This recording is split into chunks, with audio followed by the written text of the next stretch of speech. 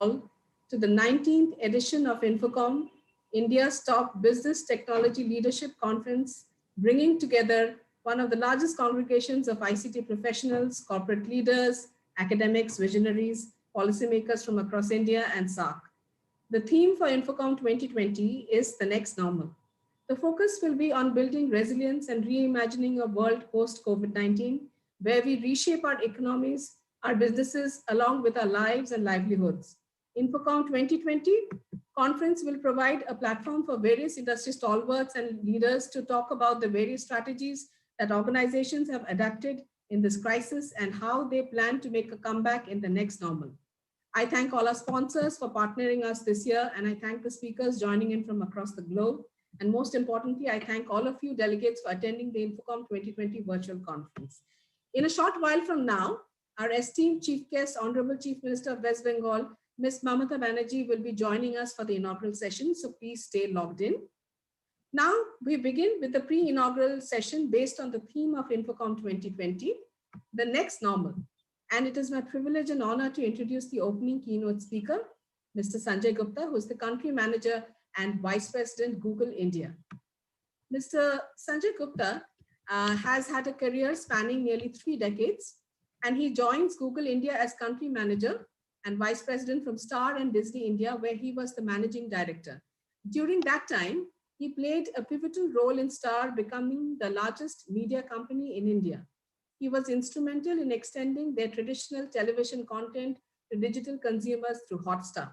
He is also widely credited for building their sports business via the acquisition of marquee cricketing properties and launch of the hugely popular Kabaddi and football leagues, Pro Kabaddi League and Indian Super League. Mr. Gupta has been instrumental in building strong brands over his career. He has also worked with Hindustan Unilever and Bharti Airtel. Mr. Gupta is a postgraduate from the IIM Calcutta and is an engineer from Delhi College of Engineering. I now invite Mr. Sanjay Gupta, Country Manager and Vice President, Google India, to deliver the opening keynote address on the next normal. Over to you, sir.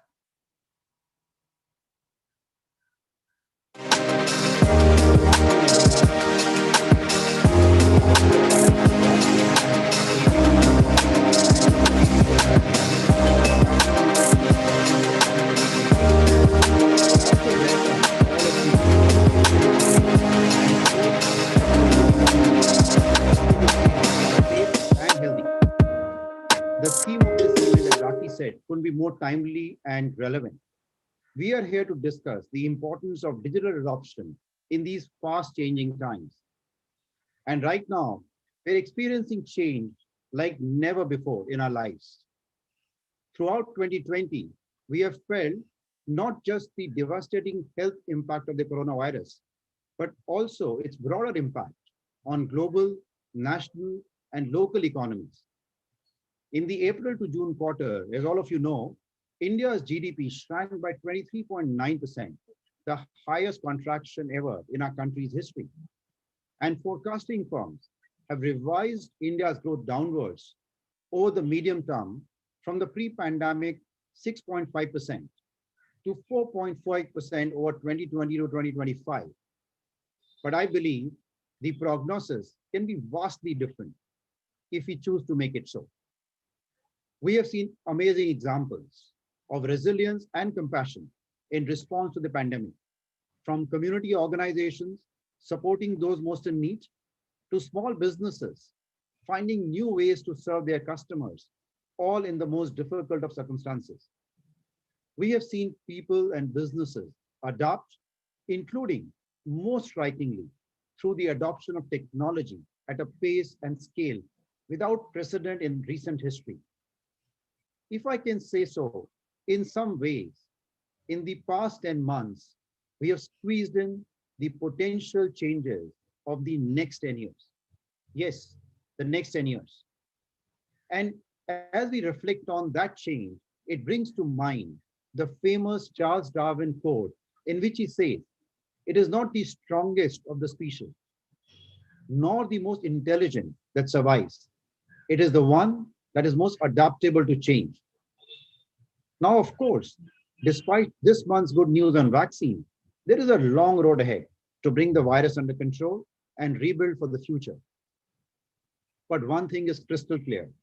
We won't be going back to the world we lived in before. That's a challenging notion, but it should also be an exciting one.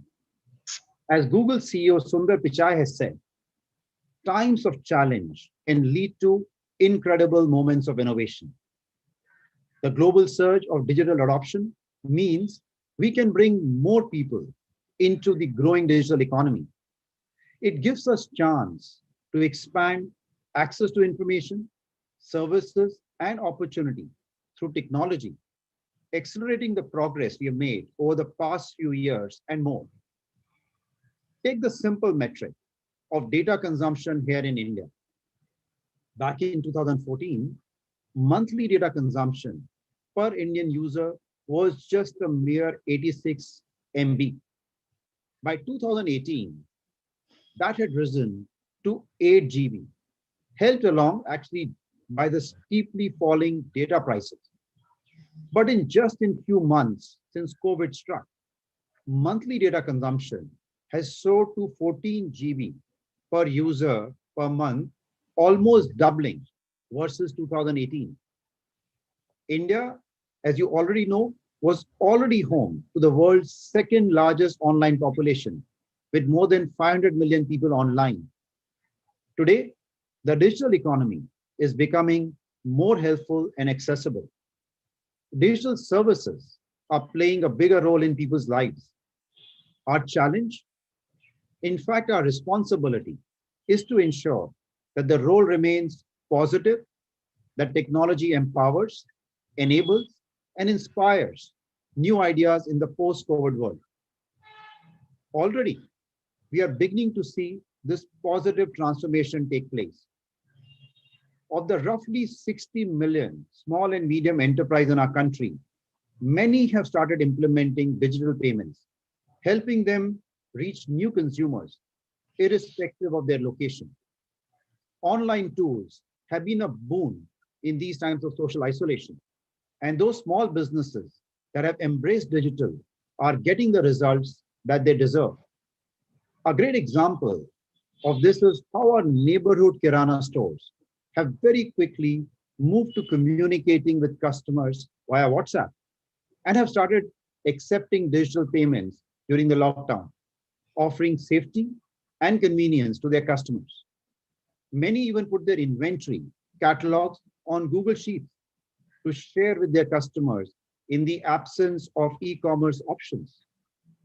Then there are companies like Topper that are providing free access to their live and video classes for students from grade 1 to 12, and health companies like CureFit who introduce online consultation with their experts.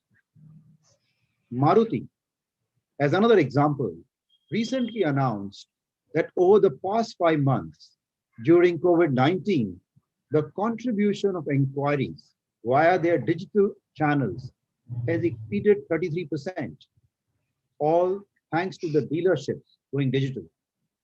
The bottom line, the case for digital adoption is indisputable.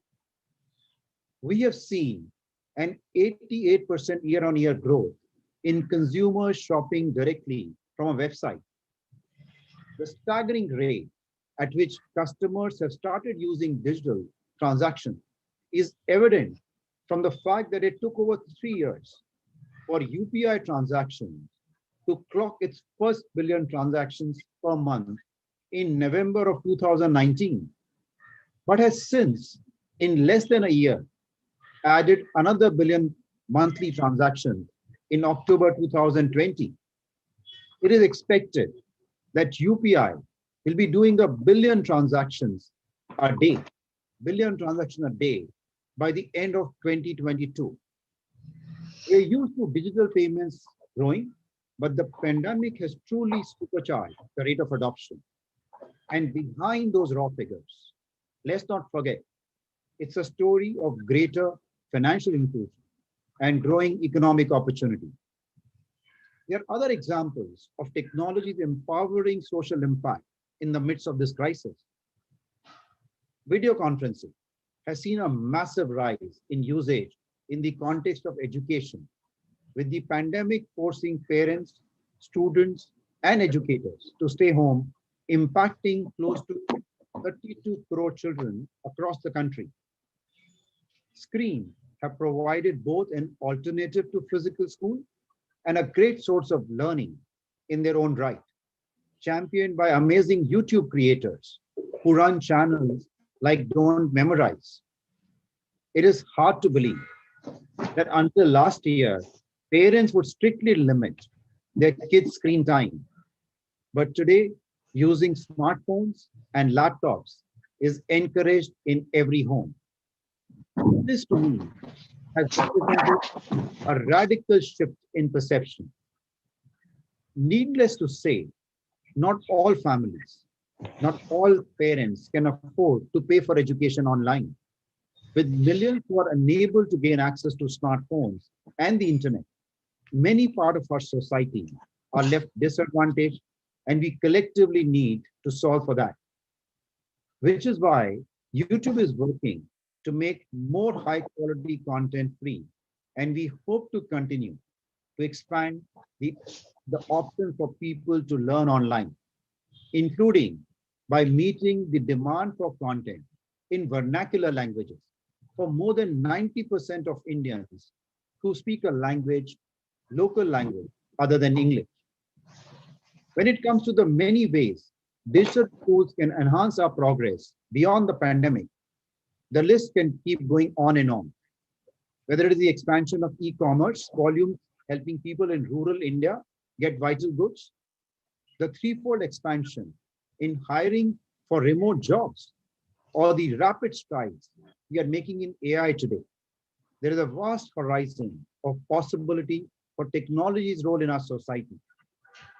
We believe AI alone has the potential to add $500 billion in value to the economy while also making headway on national challenges like better forecasting floods or more accurately diagnosing disease. It is not just that COVID itself has driven new uses and purposes for technology. It is that this once in a generation disruption has challenged us to use every tool at our disposal to address the challenges and opportunities before us. Sundar's announcement of the $10 billion Google for India Digitization Fund was partly an expansion of our existing efforts, but it was also a commitment to do more and to do it faster, including working with Geo to get affordable smartphones into the hands of millions more Indians across the country. Looking ahead, we at Google want to do our part, and I know all of you stand ready to do your part to bring about the next phase of India's transformation into a digital economy that can improve lives at home and lead innovation around the world. Though all of us can see silver linings, I'm sure the worry about the challenges with many questions that we may grapple with every day. First, is this the world where only big companies can win? Or will smaller businesses be able to adapt, change, and deliver in this new normal? The other question could be, do you have to be a national or an international player? Or can you win as a local player? Personally, a lot of people may feel at my age, can I participate in this new world of opportunities? What will it take for me to be on the top of this dramatic shift which is happening in society? All these are very valid concerns and questions. However, my belief is that this new world order is about democratization of opportunities.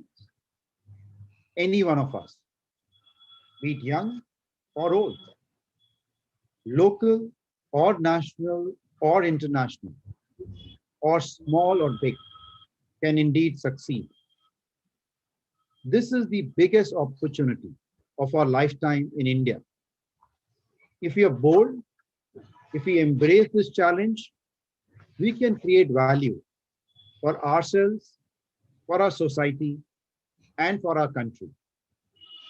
So I'd like to, with that note, leave you with three themes to consider. First, accept that the world has changed. No matter what your role, whether you're an official, a founder, an engineer, a CIO, acknowledging this inevitable change is an important first step. Whether it is a small modification in the way your business functions in these times, to a strategic shift in its focus, internalize the fact that customers have changed, the business context has changed, the competitors have changed, and things will need to be done differently. Second, and even more critical, is be nimble. Go back to your office or your home office with a renewed sense of urgency to bring about change as swiftly as possible. The pandemic has created a window of opportunity that we cannot afford to forego by holding on to old ways of thinking or working, or through a sense of complacency about what's possible in the future. The sooner you can align your business to a new sustainable heading, the greater will be the long-term advantages. Third, and finally, disrupt. The opportunity in front of us is discontinuous. The answers to what we should do have to be non-linear. This means we need to disrupt our own business models, our own approach, our solutions, our marketing, and our distribution. Our lives and work have been disrupted, and such an environment is ripe with the opportunity to leapfrog ahead. So if you have been toying with an exciting idea at the back of your head, the time to effect a radical change in the status quo is now. I think as is very visible at INFOCOM this year, you're reaching a large audience than ever before this year, and all digitally. We could have barely imagined this a few years back. From 1,000 people that INFOCOM used to get at a physical event every year, this year, you're most likely to cross 3 lakh people across social media. So as you can see, disruption is real with what you're doing, and it is here and it is now. Coming back to Darwin's maxim, what matters isn't strength or intelligence, but adaptability. Remember, the big and powerful dinosaurs perished in the cataclysm, but the small, nimble, and resourceful humans thrived. It is humbling to think that some of the most profound changes taking place today are happening not in corporate headquarters or government offices, but in the act of a small business moving online, or a young boy or girl turning to the internet to learn and grow. All of us share the responsibility to partner and contribute to turn this moment of challenge into one of opportunity for ourselves, for the people around us, and for our nation at this critical time. The world that we live in today is an and world, A&D world, as I would call it. Acceptance and nimbleness and disruption. Embrace it. Seize this moment. And with this, I would like to leave you with something very close to my heart. A video that truly shows how India inspires India every day. Thank you. And can you play the video, please?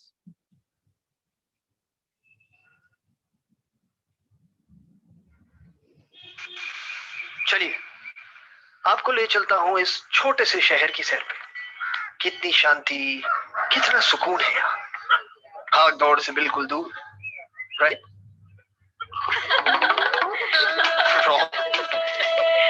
जरा बताएंगे सबको, आप जाकर ही internet class.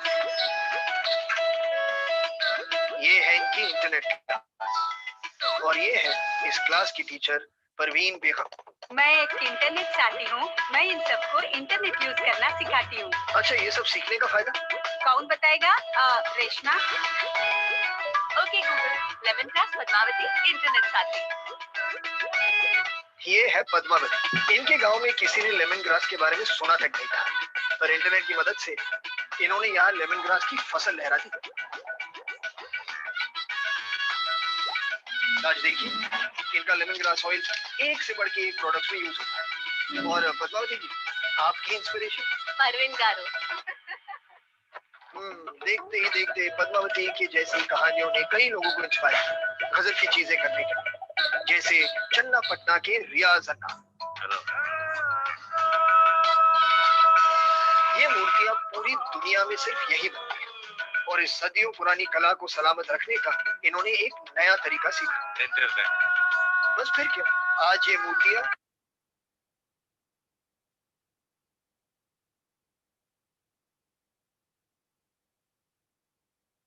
चाहेंगे। तो फिर चलिए, ऋतिक ऋतिक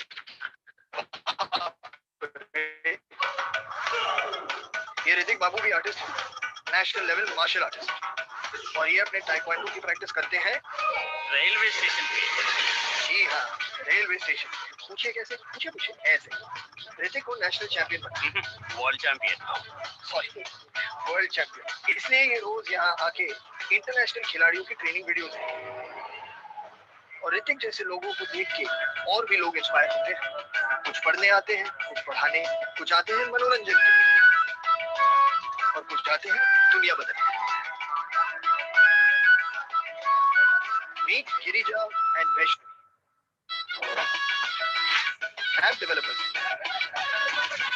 जो अपने शहर के लिए एक सेफ्टी ऐप पे काम कर रहे हैं। इनकी इंस्पिरेशन मैडम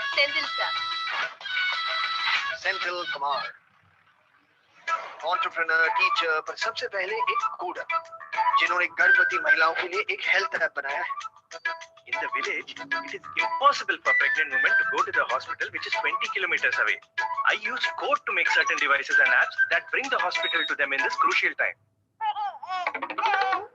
दरअसल ये कहानी टेक्नोलॉजी की नहीं है, ना ही इंटरनेट की। ये कहानी है सेंथिल की, ऋतिक की, रियाज की, पद्मावती की, और हर उस इंडियन की जो किसी नए तरीके, किसी नई तरकीब से अपनी और दूसरों की जिंदगी बदल रहे हैं और जाने अनजाने में एक दूसरे को भी इंस्पायर कर रहे हैं, हमें इंस्पायर कर रहे हैं।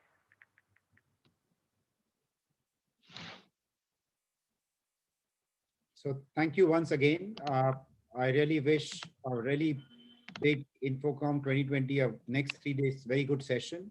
And to all the listeners, I'll again say disrupt and inspire. Thank you.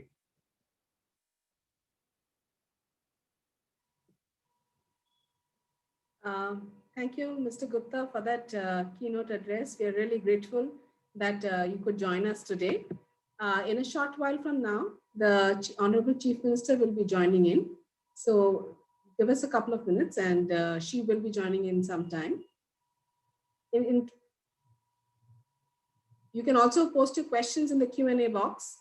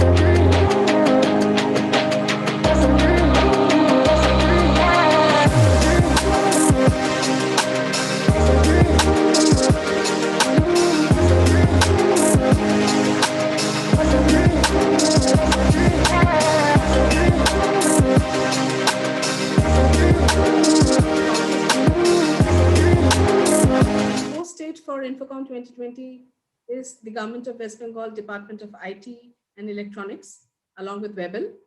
And the gold sponsors for INFOCOM 2020 is Dell Technologies and NTT NetMagic.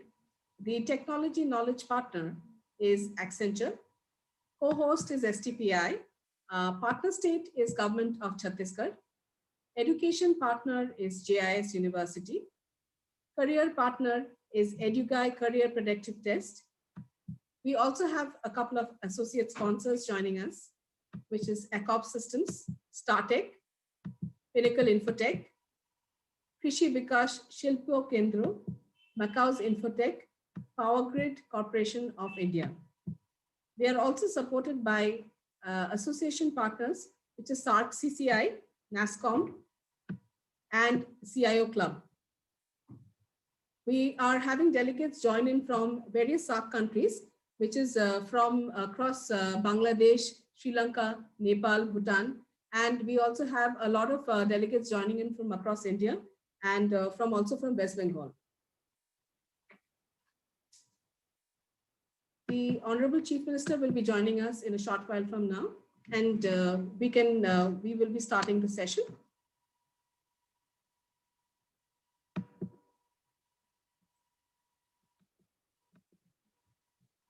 Okay, the Honorable Chief Minister has joined. Ladies and gentlemen, we now move on to the inaugural session of INFOCOM 2020. We are very honored and privileged to have amongst us our esteemed Chief Guest, the Honorable Chief Minister of West Bengal, Ms. Mamata Banerjee. We warmly welcome you, Madam. Thank you for taking time out of your busy schedule and joining us today for the inaugural session. We also have with us Mr. D.D. Purkayastha, Managing Director and CEO, ABP Private Limited. We welcome you, sir. Now, may I now request Mr. D.D. Purkayastha, Managing Director and CEO, ABP Private Limited, to deliver the welcome address. Over to you, sir. Good afternoon. It gives me immense pleasure to welcome you all at INFOCOM 2020. We are honored to have with us our chief guest, the Honorable Chief Minister of West Bengal, Ms. Mamata Banerjee. INFOCOM turns 19 today. The pandemic created an opportunity to reinvent INFOCOM entirely. And hence, here we are, engaging with a worldwide audience over a virtual INFOCOM. The theme of this year is the next normal. As we see the vaccine on the horizon, the biggest question the world is facing now is what will be the form and shape of the next normal. Through this conference, we would like to engage, connect, and find some answers to this. We all know how our lives and livelihoods have been transformed in a span of just few months. Having watched this transformation, I firmly believe that there are endless opportunities waiting to be tapped. Gains from this pandemic would be much more than the losses suffered. Whoever grabs these opportunities would be the winner in the next normal world. It is the time to unshackle ourselves, change ourselves, and embrace this new world of opportunities. The conference this year is being participated by more than 500 delegates, and I don't know how many more over the social media, 200 CIOs, and 35 speakers who are masters in their respective domains. I thank all our sponsors to make this virtual INFOCOM a reality. I hope INFOCOM continues to add value to your lives, and thank you very much. Thank you, Mr. Purkayastha, for the welcome address. And now, the moment we have been waiting for, I now request our esteemed chief guest, the Honorable Chief Minister of West Bengal, Ms. Mamata Banerjee, to address the gathering. Madam, if you can please address us. Thank you very much. Thanks a lot for giving me this opportunity. Myself, along with my Chief Secretary, Alapun Bandyopadhyay, and my Home Secretary, Mr. Dwivedi, along with the other officials, we are here. And I must congratulate everyone and INFOCOM because there is a you continue this INFOCOM, this program every year. And this time, of course, it is virtual. We are doing it because the circumstances prevails us to do it in virtually. distinguished my national and international participants, respected guests and my dear friends. Over 500 participants are from India, from other countries, from India, Bangladesh, Nepal, Sri Lanka, and other countries. They are participating in this INFOCOM. 200, more than 200 CIOs and also 35 top officers also, chief experience officers are also participating. This, do you have any problem? Can you hear me? Madam, do you have any problem? Voice problem? Sound? We can hear you. We can hear you clearly. Because I cordially welcome all of you, all the each individual members and your family members and your concerns, and for your guestful participation in INFOCOM 2020. I start my address condoning the demise of Mr. Kohil. You know, he was a pioneer of this INFOCOM industry, and he started his working in this field since 1970, and he just died 26th of November 2020. So we are really sad for that. We are here today to discuss about the post-pandemic situation and the future of the IT industry and especially this industry.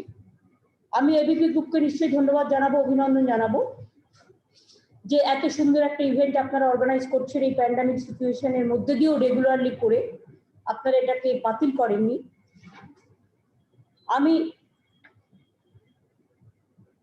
এই programme, the focus of this program is COVID-19, post-COVID-19 and the world economy. Especially we know that this pandemic situation, especially scores of people, they have lost their lives, their jobs, they have lost so many dear ones and near ones, they have lost their lives. So many people are affected also by COVID. World economy is a very bad shape, even my country economy also. Only there is a burning, nothing is earning.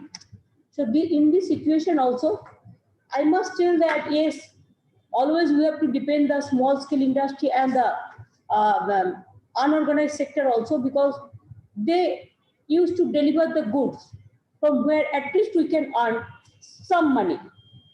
But IT industry is a very big industry, and you know, in Bengal, I can tell you that government, of course, our earning is very low because of this situation, but we are doing better than any other state. That I am proud to say that by all the officials and all the peoples and all the organizations are doing well. Even in COVID situation also, the participants will be happy to know that our government is giving full free treatment to the COVID patients. And especially we are grateful to our COVID warriors. Even whoever is died for these COVID warriors, what we have earmarked, 10 lakhs rupees we are giving for the family also, even what employment opportunity also for them.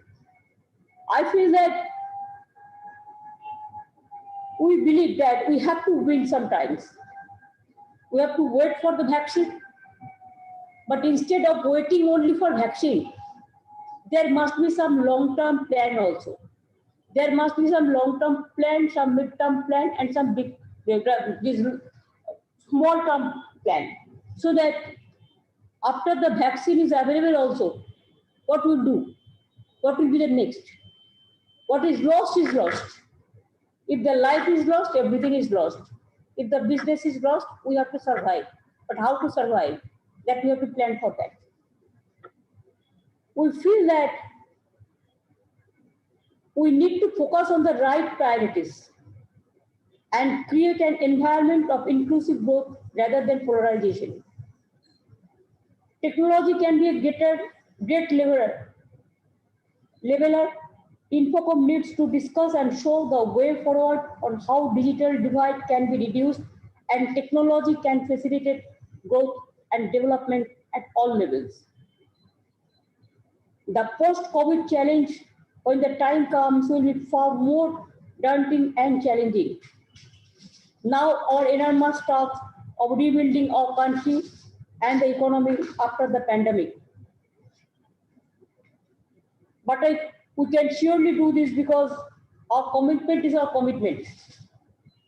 And our performance speaks about our commitments. You'll be happy to know, my participants especially, let me tell you something, how we are going, how Bengal is going ahead with this situation also. We say always, if there is a will, there is a way. If there is no will, there is no way. So with this situation also, I'm proud to say that our GDP growth, 12.58%, highest in India, we are number one. We have our talented people like anything, their talent is extraordinary. Number one, we are in our talent. E-governance, we are number one. E-tendering, we are number one. MSME sector also small scale, we are number one. Unorganized sector also, we are number one. The skill sector also, we are number one. Eradication of poverty, we are number one. That is the main task for the downtrodden people. What we say, the grassroots we have to help. Ease of doing business also, we are number one.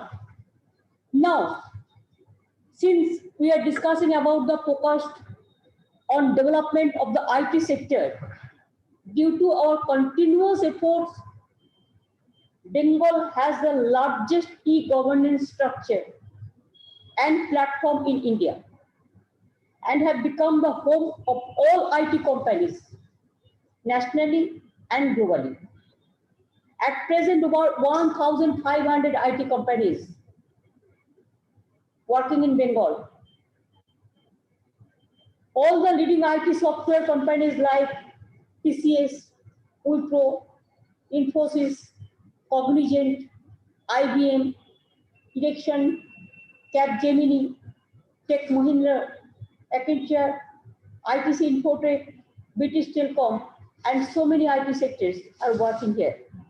More than 210,000 IT professionals are working in Bengal, and it happens within this 8 years, because 1 year it was for pandemic, nothing movable like this, but within 8 years we have done all this, the achievement.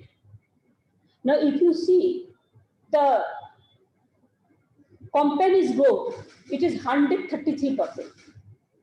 And if you see the export increased, it is 175%. Even Bengal Silicon Valley also we have started. It was a new iconic project of West Bengal government. First they asked us 100 acres of land. But after that, after few days, it is totally full. Now they ask another 100 acres of land for Silicon Valley, phase 2. Even Reliance Corporate also, they have started IT park there. And you'll be happy to know that the Tata Consultancy Service now, even a new campus is coming. Tata Consultancy Services, Outsource Solutions Limited, Indo-Japan Horological Private Limited, etc. Many more investment is coming. Even day before yesterday, we have cleared new 20 fresh the applications of setting up business in this Silicon Valley, Bengal Silicon Valley, IT hub. With proposed investment about more than 3,000 crores. And direct employment will be there. Only these 20 new fresh approved, 9,000 IT professionals will be employed there. Among these, Nextra of Airtel, which alone will invest 350 crores. Expansion of Wipro, they will invest rupees 500 crores. And additional employment will be another 10,000. Wipro is already employing 9,000 IT professionals. This proposal will include 20,000 IT professionals. So there will be a great scope and hope for the unemployed youth, our next generation, our future generation.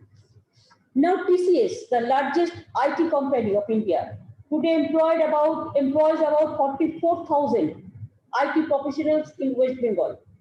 But total employment of TCS will go up 61,000, would be larger than their Bangalore operation very soon. Cognizant currently employs 16,000 IT professionals in Bengal and is expected to expand further. ITC Infotech has almost completed their project in Newtown and will be employing at least 3,000 IT professionals there. Infosys has 50 acres of land they are taking from us, and they will build a state-of-the-art IT development center. Even I am very happy to announce that Infosys has informed us that they will start construction in the month of July 2021 and complete within 2 years. So many people will be available to work there. So I don't think that our talent, they will move around the world or throughout the country. They will come to Bengal. Please come to Bengal and join IT sector also. Now IT sector is the backbone of the business that we have to appreciate. Entire back office of HSBC Bank in Kolkata employs 3,000 IT professionals. And we are getting the advantage for that even in rural area also. It is not that we are doing only in the urban area, it is rural area also. We are doing 18, the IT park. Even occupancy rate is 80%. So in the near future also we will do more. We have started one electronics hardware park, electronics manufacturing cluster also. And we also established a startup waterhouse in collaboration with NASCOM. 150 startup already launched, creating large number of jobs. In collaboration with Japan, MSME is doing some design capacity center of excellence, advanced designing, so that they can go for different type of production, new production. I told you earlier that MSME year number 1, you'll be surprised to know more than 90 lakhs unit is there. Within this short span of time. And more than 1 crore 36 lakhs employees are there. They're working. We have set up 65 industrial parks. Even we have set up more than 520 industrial clusters in West Bengal. And Bengal has also created a unique animation academy. You know, the creativity, it has a visual effect. And I always feel that our third eye is the creativity. It is the vision. And it is emotion, vision, option, and also it is the action. So this, what I said, animation academy also we are doing it. We have already set up. Even we found that employment, graduates of this academy have all found employment immediately. Also, we have set up IT-based citizen center initiatives. We have set up Karma Bhumi. Means this is a very interesting, when migrant workers or IT professionals, due to their job losses in other states because of COVID pandemic, many IT professionals returned back. So we launched a skill matching portal where 352 companies registered and over 40,000 job seekers registered. Already more than 8,000 placements already there. And other also, I think they will get the placement from this system, from this capacity. There is and this has been a great service to the IT-enabled youth of our state at a time of crisis. I appeal to all the companies to take advantage of this. COVID-19 helpline, we have all the data centers are working, all the IT companies are working. They are helping us, especially this lockdown period, and it will continue, I think so. Self-scan app also we have set up. Cyber Security Center of Excellence also we have set up. And we are the first state in the country to introduce registration of birth and death certificates through blockchain technology. West Bengal is the number one. We have set up state data center. It is fully operational now. Even we have 160 live applications also there. FinTech, we have set up the financial hub also. And there also land for developing financial technology solutions. FinTech hub also, Newtown, we have set up. 26 leading banks and financial institutions have already taken place. National Insurance Company, Corporation, they are about to complete their building. HFDC Bank also, regional office is coming up fast. State Bank also doing so many massive training from that new town itself. And West Bengal statewide area network, you'll be happy to know more than 2,000 state government offices are currently connected via West Bengal state area network, reaching all 341 block headquarters. So we have covered it throughout the state. Now, one thing, if I don't say, it will be injustice to my state. Instead of this, all this negative situation, we want to be positive. Just for my friends, I want to give you the examples that why you will come to Bengal and why you will support this INFOCOM to all the industry, because Bengal, one side it is the gateway of Northeastern region that everybody knows, 8 sister states. They have nothing, but it is a gateway. You can expand your business from this gateway, the Kolkata or Siliguri. You have Bangladesh, Nepal, Bhutan, even Bangkok, Thailand, Singapore, if you see, it is also within, if you go to plane, by plane, have flight, it is also 2 hours, 3 hours, the difference when Singapore also. Our GDP 2.5 times increase since May 2011. I'm proud to say that. Our state planned expenditure, it is 6.8 times increase since 2011. Capital expenditure, nearly 11 times increase from 2011. Social sector expenditure, 5.7 times increase since 11. Agriculture and allied sector expenditure, 8.3 times increase since 2011. Physical infrastructure sector expenditure, 6 times increase since 2011. So I am talking about a state whose state, it is not only state-wise famous, country-wise famous, but it is globally also famous. Now so many countries, they have shown their interest when every year we wish to organize our Bengal Business Summit. They join with us. They want to invest the money for Bengal. And that's why this development.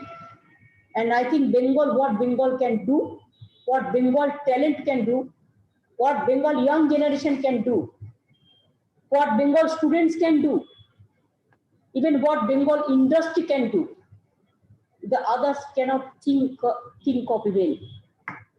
We are ready to extend all of our cooperation, helping hands to INFOCOM, through INFOCOM to other industry also, industrial sector also.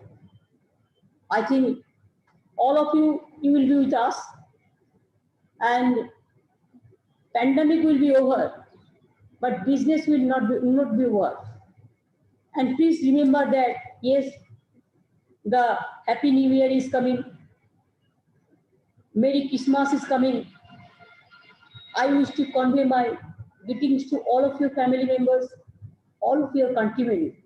But at the same time, I will tell you that Bengal is a state where, like Rabindranath Tagore, he is the son of the soil. Netaji Subhash Chandra Bose, world famous. Mahatma Gandhiji, who doesn't know? Swami Vivekananda, everybody knows. APJ Kalam, or Abul Kalam Azad, or Ambedkar, or there are so many, Dr. Rajendra Prasad, to so many, Dr. Radhakrishnan. I can tell you that Bengal respect each and everybody, and Bengal, you know, so many Nobel laureate also, they belongs to Bengal. So Bengal, at the outset, I am grateful, I am honored, I am really humbled that you gave me this opportunity to express my views. I am really interested for this IT sector. We have very much, we have the land, we have the asset, we have the policy, we have the system, we have the mechanism, everything. One window formula is also there. Synergy formula is also there. Through there, we cleared all the proposal within a second. And we also we have the land bank also, land map also, land use policy also, power policy also, tourism policy also. And you know, Bengal, we have the sea, we have the hill, we have the Bay of Bengal. There are so many important areas also covered. So if you invest in Bengal, I think Bengal can deliver the goods for my 8 sister favorite states, and also Bangladesh, Nepal, Bhutan, Sri Lanka, and others. We can help. With these words, of course, I will say, where the mind is without fear and the head is held high, where knowledge is free, where the world has not been broken up into fragments by narrow domestic walls. I'll not speak into in details because I don't want to waste your time. Let my father, my country, have it with these blessings, best wishes, and our intuition. With these words, I thank you very much, ABP Group and INFOCOM Group, to invite me every year. So I think it's a unique combination, Have you messaged in the group that she's finishing? meeting you are doing. Thank you so much. Thanks a lot. Thanks much. Jai Hind, Jai Bangla.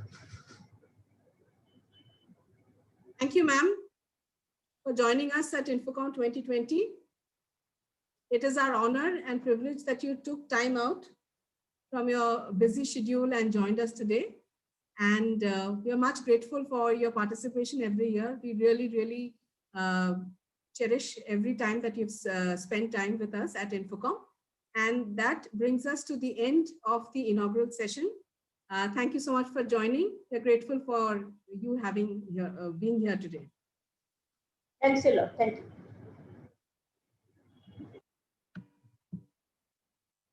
So we move on to our next session, which is a leadership keynote on the topic that is very apt and contextual, leadership in the next normal. And we are very honored to have with us Dr. Bhaskar Ghosh, Chief Strategy Officer, Accenture. Dr. Bhaskar Ghosh has the responsibility for all aspects of Accenture's strategy and investments, including ventures and acquisitions and Accenture research. He also oversees the development of all assets and offerings across Accenture services. In addition, Dr. Ghosh has management responsibility for Industry X, which is into digital manufacturing and intelligent products and platforms and driving responsible business and sustainability services. He is a member of Accenture's Global Management Committee. Before being named to his current position in 2020, Dr. Ghosh was advisor to the CEO on important topics, including growth and investment strategy, business performance, organizational effectiveness, and restructuring. Prior to that, he was the Group Chief Executive of Accenture Technology Services, with overall responsibility for the Accenture Application and Infrastructure Services business, directing strategy and investments and leading platforms products, and global technology delivery.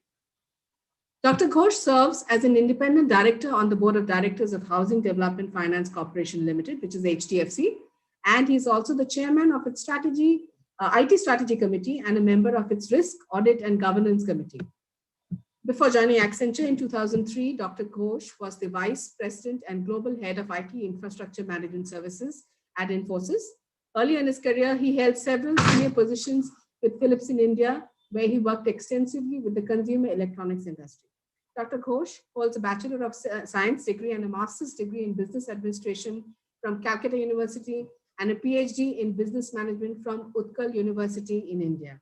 And now invite Dr. Bhaskar Ghosh, Chief Strategy Officer, Accenture, to deliver his keynote on leadership in the next normal. Over to you, sir. Thank you, Rakhi. Good afternoon to all of you. Honorable Chief Minister, Ms. Mamata Banerjee, Managing Director, CEO of AVP Private Limited, Mr. D.D. Purakaster, distinguished speakers of this forum, and all the participants. It's really my pleasure and privilege to connect with all of you in this virtual forum, and thanks to AVP Group for taking this INFOCOM virtual in this pandemic situation. So my topic for today is leadership in the next normal. Leadership in the next normal. Now, so I think this is a very apt topic at this point of time because we are passing through this pandemic. So if you go to the next slide, please. So if we have to talk about the leadership of in the next normal, first we need to understand what exactly is the next normal. So when normally we talk about this pandemic and we think that crisis is only pandemic and this COVID. So, you know, so we have to live now with the post-COVID world, or we have to live with this COVID crisis for some time. But good news is, looks like the vaccine is round the corner, but it will still take some time. But what I believe is what we need to manage as a leader is not one crisis, but 4 crises and 2 shifts. Of course, the main crisis is the health crisis, which has come from COVID. We all understand that. But there are other crises in terms of the macroeconomic situation. The global GDP has come down. Of course, this is due to the COVID, but this is a huge crisis by itself. And it is not going to come back immediately after the vaccine comes or, you know, situation gets normal. So that is the second part of it. Third part of it is the socio-political crisis. You know, we have seen recently the movement on Black Lives Matter. You know, the social factors are becoming more prominent. So business need to make sure they are more sensitive in addressing the social cause. Also, we have seen due to the pandemic, we have seen that major disruption in the global supply chain. So post-pandemic, once the situation comes, you know, the COVID situation comes down, I'm sure the people will think, and already people are thinking, whether they should look at the multiple countries for their manufacturing hub. I mean, they are really thinking that depending on one country globally for the manufacturing hub, manufacturing supply, production, maybe risk. So as part of their supply chain planning, building the resilience in the supply chain, so that is coming up as the alternate options. Of course, the environment is another issue, another thing is becoming popular, you know, more prominent, the climate change. And these are all, you can say that independent issues, but it is all coming together. So when I talk about the crisis, I think it is a 4 crises: health, macroeconomic situation, social political situation, and the environment. So we all need to make sure as a leader, we create the right strategy, right environment to address all those crises and convert them into the opportunity, or rather navigate this crisis. There are two shifts. We should not forget that. One is the technology. During the pandemic, last 9 months, what we have seen that the digital acceleration is in a huge speed. And most probably that last 1 year or 9 months, the progress the companies made in terms of their digital journey, maybe that equivalent to 3 years or 5 years journey. So that's a huge acceleration. The second thing, I think the shift in the business by itself, the way the client buy, the way the service providers deliver services, way people used to the different types of experience has lifted, is elevated, or moved in a very different direction during this crisis. So business has found its own way, own solution in most of the cases in a very innovative way and shifted from the earlier positions. So as a leader, if you go to the next slide, please. So as a leader, we need to think that what is the next game? I like this picture. I like this kid who is absolutely ready for the game, next game. Look at the picture. He's ready with his mask. He's ready to go out to play with his ball in hand, but he's not going out. He's looking at the window. And what exactly he is looking out? Maybe he is looking out, other friends are playing exactly the same game as before. Is the game changed over time? That is exactly what we need to do as a leader. We need to take a pause and think about those 4 crises I talked about, think about the business shift I talked about, and see whether it is the same game outside tomorrow. Or our competitors are doing the same thing, or our clients are expecting the same thing. And most probably the answer will be no. So we need to understand that new scenario, we need to understand the next normal and prepare ourselves. So today I'm going to talk about the 3 leadership behavior, which I believe will be very appropriate and useful to manage the next normal business scenarios. So let's go to the next slide. I start with a small story, in the last 9 months, the COVID days story, you can say. As a Bengali, I love fish, and I grew up in Calcutta.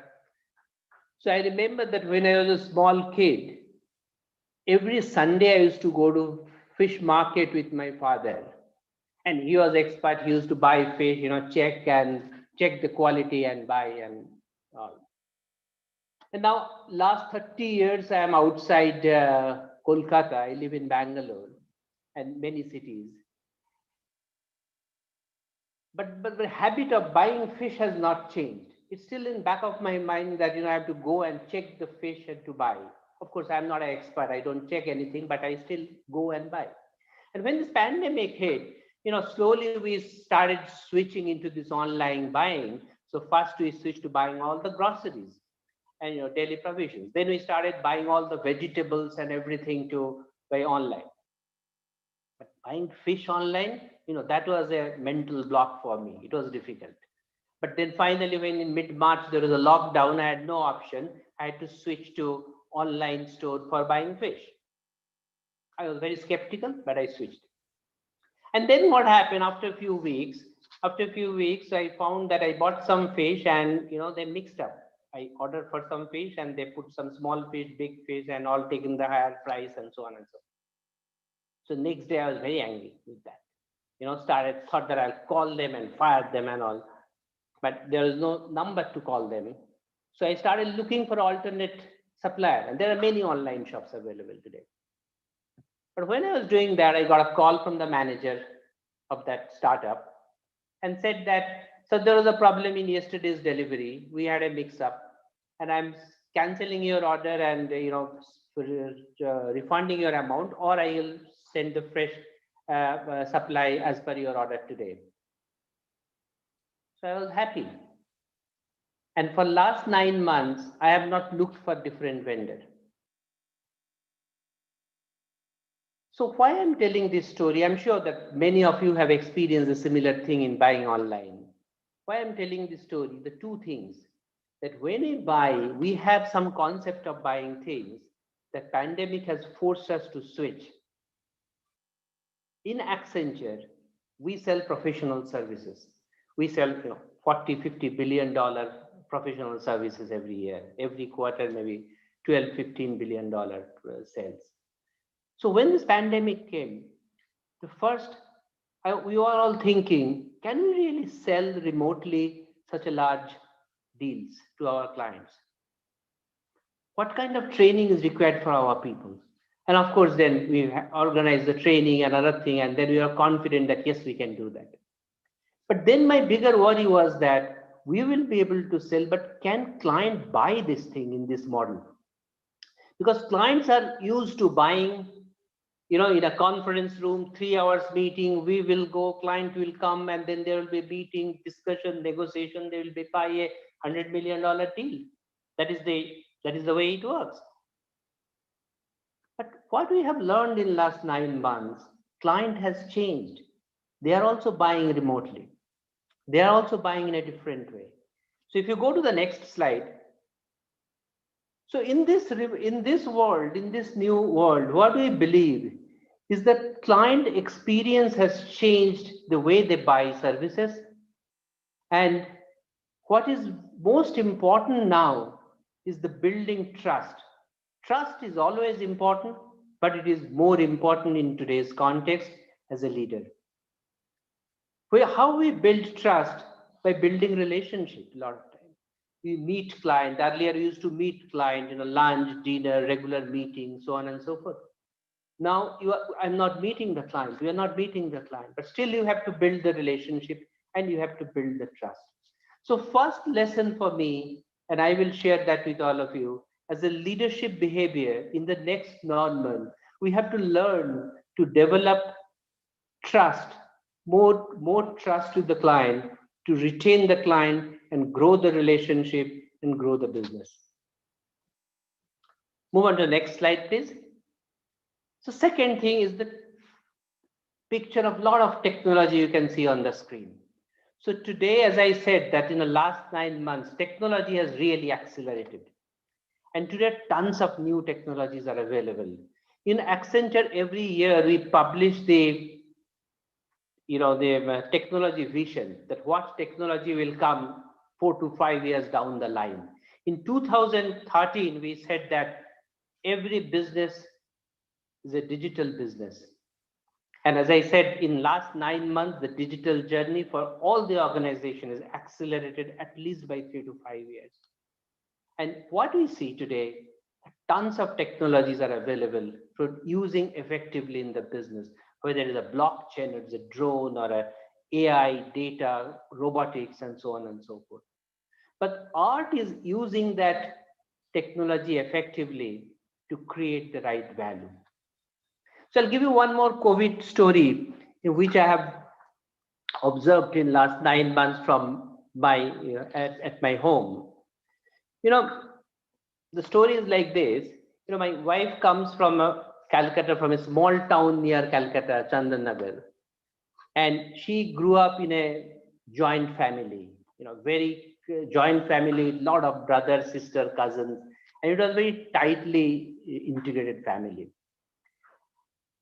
And like happened for many other joint families over last 20, 30 years, all of them got dispersed and different parts of the globes. Some of them are staying in New York, San Francisco, Canada, Kolkata, Bangalore, Delhi, and so on and so forth, across the globe. And the family got disintegrated. They hardly meet, maybe once in a 5 years, 7 years. In some marriage, they will meet. Some people, not all. Suddenly during this pandemic, what happened? that some of them took the initiative to connect using video call like this. And they started connecting every week. And then over this 9 months, it is becoming a habit that every week they look forward for the Saturday when the whole family, they connect across the globe. So that was an example of how technology has effectively integrated a family which was completely disintegrated over the last 25 years. Now the digital technology has integrated the family, and the old bond, old relationship came back very quickly, and it is again like old age. But why am I telling this story? Is it the story of one of the collaboration tool like WhatsApp or Zoom or Google Duo or something? Answer is no. Because those tools were always available with them. Everybody had a phone, everybody had a, knew this video conferencing calls and other things.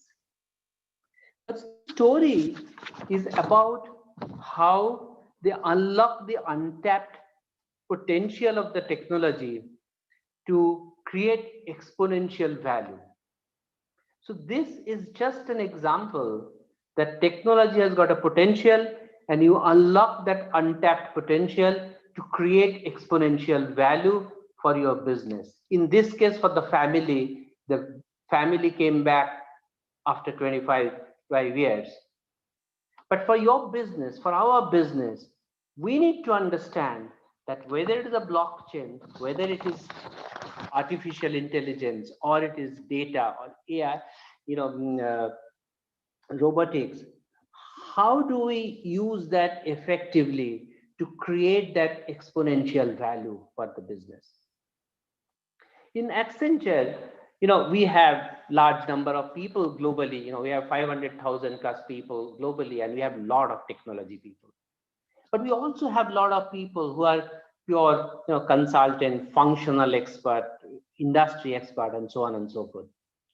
But we have made a rule that everybody should learn technology. So we call that as a TQ, technology quotient. So we measured the technology quotients of the people. We measured the technology quotient for the company. We don't expect that all the leaders in the future to learn how to code artificial intelligence or machine learning. No, that is not the expectation. Expectation is that all the leaders in the future should understand technology sufficiently so that they can apply to their business. If you go to the next slide, please. So second leadership behavior is the leaders should learn the technology to adopt the technology to create the exponential value for their business.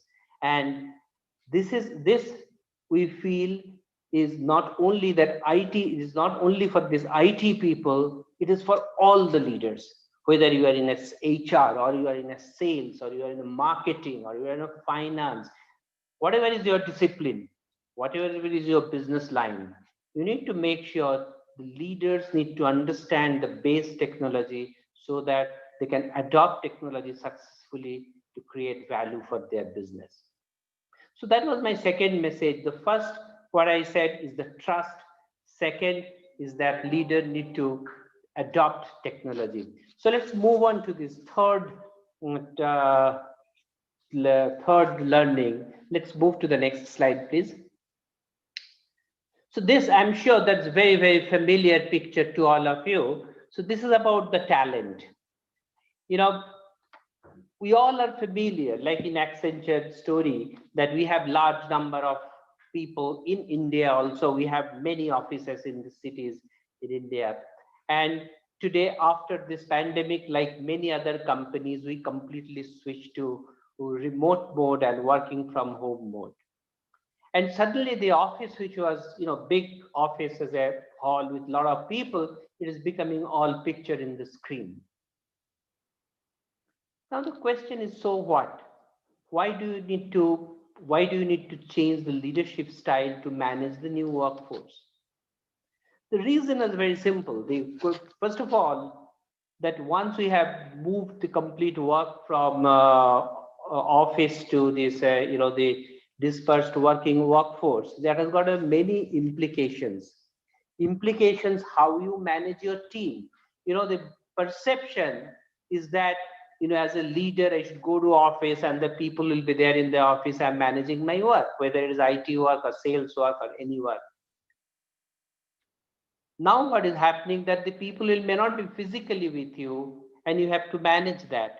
So you cannot control the work by the working hours, but you have to control the work by objective, by their productivity, by their deliverable, so it's by their outcome. So it's more of instead of managing by time, you are managing by outcome.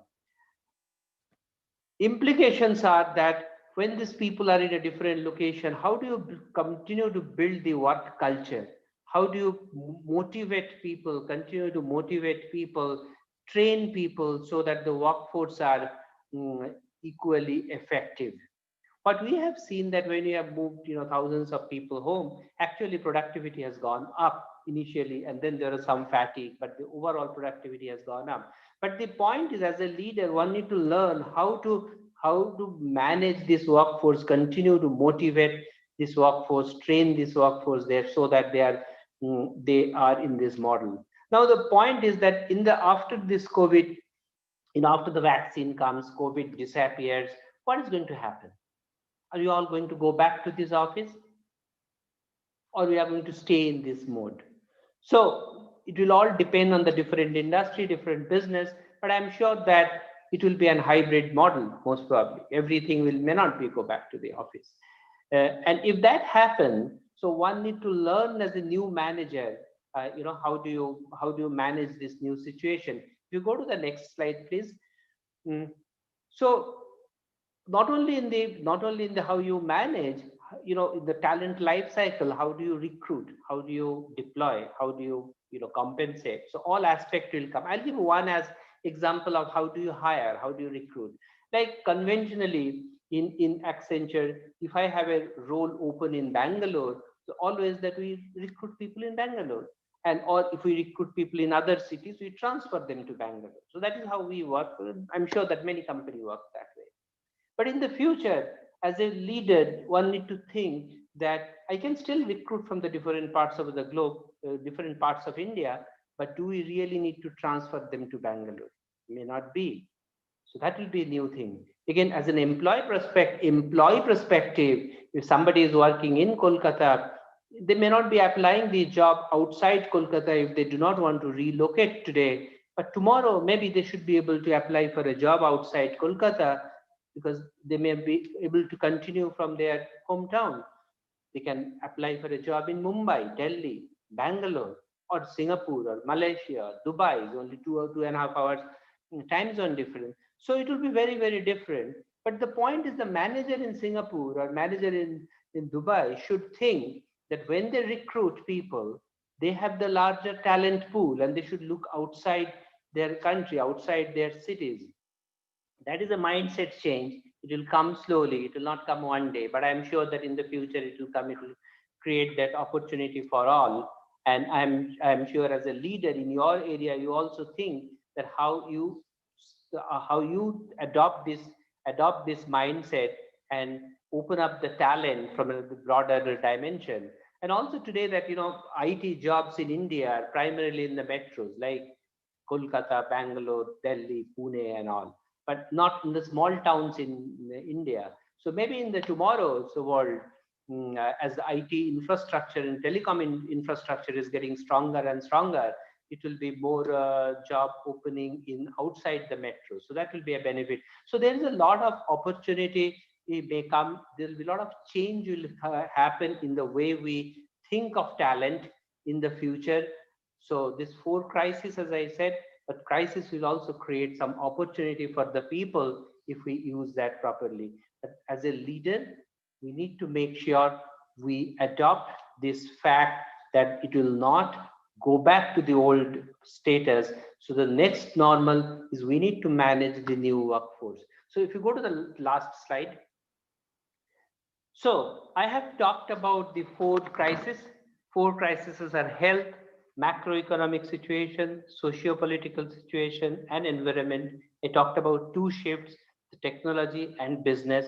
So these are the 6 changes which are impacting the overall business environment. As a leader, we need to build the leadership in the next normal, and we should focus on building the 3 behavioral aspects. That one, build trust. Number 2, adopt technology. Number 3 is transform talent. But remember, in the future, the most important aspect in the business will be responsible business. Business has to be more responsible for the society and the larger stakeholders in the coming days. With that, thank you. So there are some questions. May I ask them, sir? Okay. So, sir, there's a question from Mr. Shubhamay Chakraborty. He's asking that with the advent of AI, which is increasing every day, and as we keep moving forward, AI is going to empower us more. What is the kind of leadership trait? So I feel that if we talk about the AI, there are 2 aspects. AI is just one more technology. We need to think that how you can apply that in a business. So as a business runner, as a business leader, you need to understand that what AI can do, how data can change your business, and bring that aspect in your business to create the differentiation, create the differentiated experience for your user, your customer, your stakeholder. So the application of AI is more and more important. Of course, if you are part of a technology, if your job is to develop the core technology, then AI will create a huge opportunity in coming days. It will create a huge employment in the coming days, as AI will be part of most of the technology solution what we are going to develop in next few years. Thank you, sir. There's another question, sir. In the near-term challenge, with the adaptation to the next normal of working place, there's a lot of change that people need to do in terms of their mindset. And this takes a lot of time. So how does one manage this gap as a leader? So I think, as I said, that as a leader, you need to understand that what are the changes, what are the impacts of these different environmental changes on your business, and then you have to implement one at a time. It's a more of a change in the culture, it's a change in the mindset. But what has happened that it has, the COVID has accelerated a lot of change.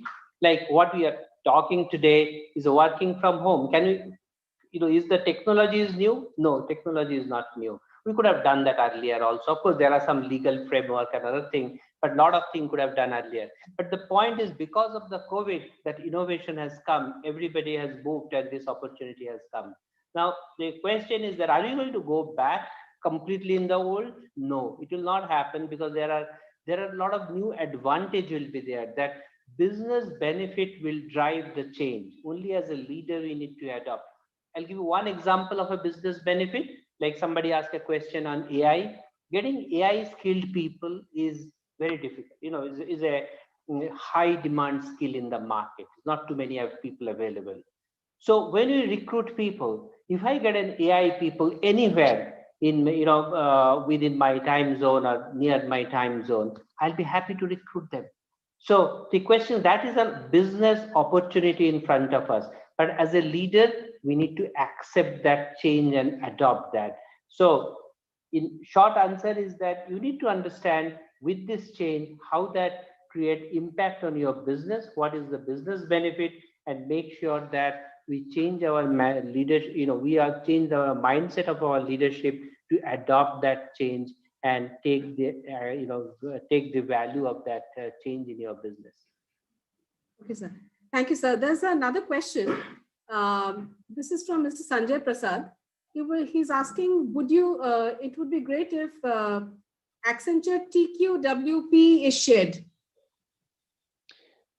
The way we do this TQ, I think is definitely, we can share that. We help our clients to improve their TQ. We improve our TQ. So if anybody interested, we can share that methodology. So there's another question for you. It's subsequent to the previous question, that in terms of the organizational inertia, now, how do we change that in order to adapt to this new culture that's coming in and the way forward? I mean, any tips for us? I think that is the leadership change. That is why we said that change is, the technologies are changing, the business environment is changing. But what is most important to change the culture of the organization? Once the culture of this organization changes, that the adoption will be easier. That is why I said that as a leader, you need to build this new culture of building trust, adoption of technology, adoption of new talent model. And once you change that culture, you will be able to figure it out that what technology is required, what legal procedure changes is required, what HR practice changes are required. So those things will come. But first is the cultural change is required, and cultural change comes only from top down, from the leadership. And I'm sure that as a leader, all of you will be able to drive that change to be relevant in the next normal. Yes, sir. Thank you so much, sir. Thank you so much, sir, for joining us today. Thank you. It's been a pleasure and honor to have Dr. Bhaskar Ghosh, the Chief Strategy Officer, Accenture, to deliver his keynote address on leadership in the next normal. Thank you, sir, for your insights. It's always a pleasure to have you every year, and we really look forward to your sessions. Now we will move on to the next session, sir. We move on to the next session, which is a technology keynote, Creating a Digital World, Role of Emerging Technologies. And we are most delighted and honored to have with us Mr. Manish Gupta, who is the Senior Director and General Manager, Data Center and Compute, Dell Technologies India. A little about Mr. Manish Gupta. Mr. Manish Gupta, he manages the solutions around server, hyper-converged infrastructure, and networking portfolio for the India geography. He brings in varied professional experience from the IT industry, having worked in various leadership positions for organizations such as IBM and Lenovo over the last many years. In addition to managing the India geography, he has led large business teams across global markets such as Asia Pacific, Latin American, Central and Eastern European and Middle Eastern markets. He is a Fulbright scholar and was awarded the Fulbright Nehru Fellowship for Leadership in Management by the US Department of State. Mr. Manish Gupta has a BE degree from Punjab University and has done his postgraduate in management from IIM Lucknow. I now invite Mr. Manish Gupta to deliver his keynote on creating a digital world, role of emerging technologies. Over to you, Mr. Gupta. A very warm welcome to the session around creating value in the digital world. My name is Manish Gupta, and I'm the General Manager for the Data Center and Compute Solutions for Dell Technologies in India. Data is the new oil is a cliche that we have heard very often. The fact that we are all moving in a digital world is nothing new to us either. Gone are the days when zeros and ones and the bits and bytes were only in the realms of computers. Now all of that has become a reality for us in the physical world as much as in the realms of IT. By the way, the value that comes out of the data and just being able to get into the data mindset and unlocking the data value is what will define our ability to succeed and be able to become the disruptors in our industries in future. And which is where we firmly believe that emerging technologies and the deployment adoption of emerging technologies would be a key driver in organizations being able to accelerate their path of digital journey.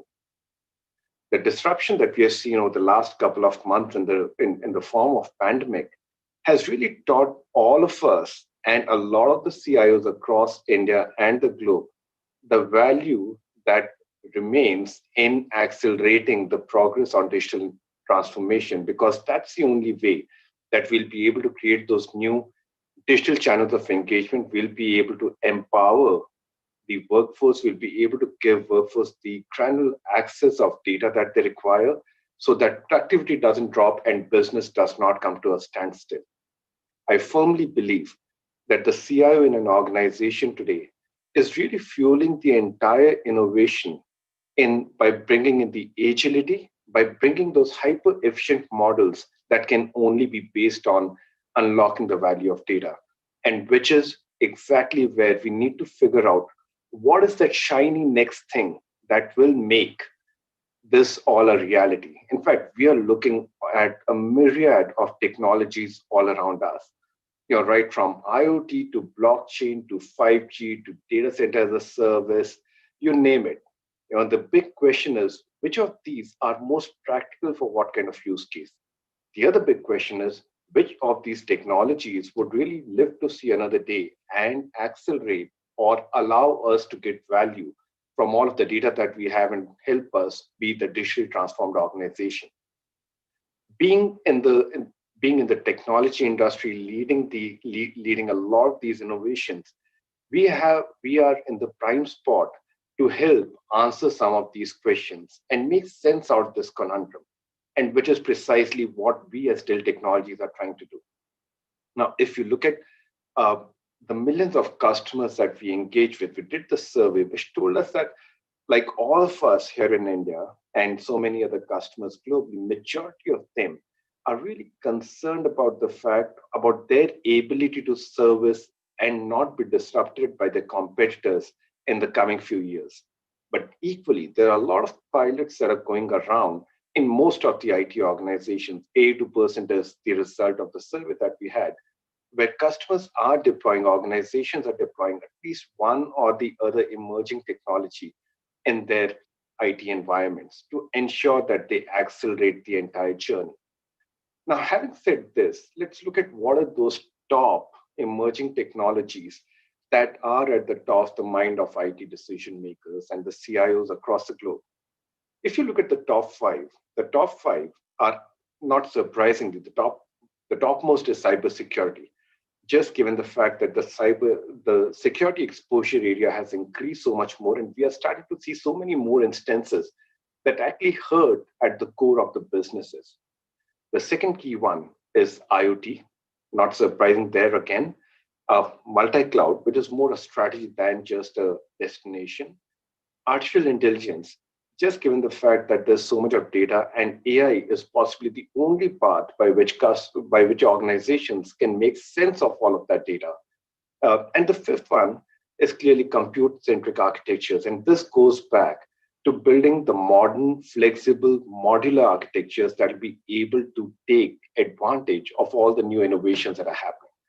So clearly, as we look at our peers across the globe, these turn out with the top emerging technologies that are being deployed to ensure that organizations are transforming themselves well enough.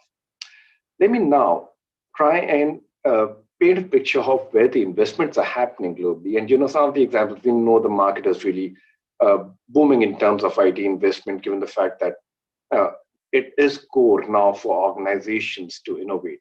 But look at something like artificial intelligence. And while the market has grown substantially, what we should also remember is the amount of innovation that's happening. Just in the last 2 years, over $5 billion of venture capital funds have flown into organizations that are building new models around artificial intelligence. And this is just the beginning. We will continue to see more and more of this. So what that tells us is that there will be more innovation coming in these technologies, and that would further fuel newer business cases, newer use cases of deployment, which will thus make it essential for all of us to imbibe and use them. In our view, the key pillars of emerging technologies will start from data, and organizations, as they're able to utilize the data in creating more efficient models, in being able to take that tsunami of data and take advantage and make sense out of that data. And finally, putting all of this together in business models that are transformative enough to generate future value. That really is the cycle where we firmly believe that emerging technologies will help organizations unlock the value of the data, unlock the value of what they can do with their customers, and be more productive in future. Just to put things from framework standpoint, how does the framework look? The first and the starting point really in emerging technology is the edge. And there's a lot of conversation that's been happening around edge, in particular over the last couple of quarters. I can tell you every single CXO that I'm talking to these days, there would be one or the other conversation that is hinging on edge, and we'll talk about that. Moving from there into IoT, and this is what creates the data from physical things into streams of data which can be digitally recognized. The newer connectivity that's coming, the next gen connectivity in terms of 5G, just the fact that we will now have broadband speeds of 20 gigabytes per second with 5G is something that tells us that we are now really in reality talking real time. It would be near instantaneous response to any web browsing that happens, the ability to be able to share really large files on the drop of a hat. That's a capability that the next gen connectivity is bringing on. And all of that will fuel more data that can then be analyzed by artificial intelligence or machine learning, with all of the data running in a multi-cloud. So that really is the larger framework of how we believe emerging tech will come together to fuel the progress of humans in the future. The funny thing about edge is we are pretty much, and like what we used to be around cloud a couple of years back, where the concept of cloud was still difficult to understand. I think that's what's happening with edge at this point in time. There are folks who tend to see edge more as an architecture, while others would see this more as a technical stack, as thin edge or a thick edge. And a thin edge would be gateway with software, whereas a thick edge would be servers with software. And then there are others who look at this as a pick between device versus compute. So all of those definitions, by the way, we firmly believe are true.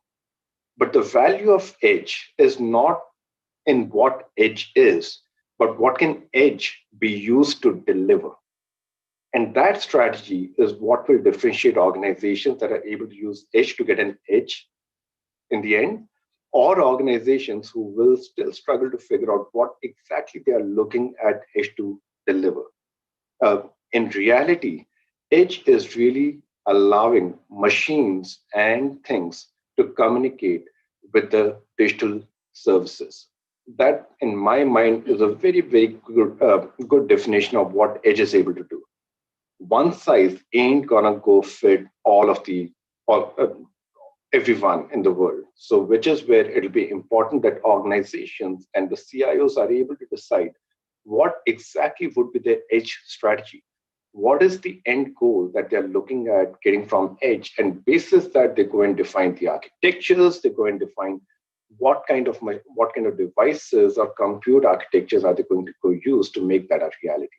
So edge becomes an extremely, extremely important part of the emerging tech.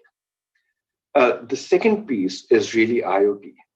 And IoT is what is really bringing the physical world converting the physical world into streams of data that can then be analyzed in near real time basis to provide responses to be able to create that data analysis which will fuel the entire software innovation path.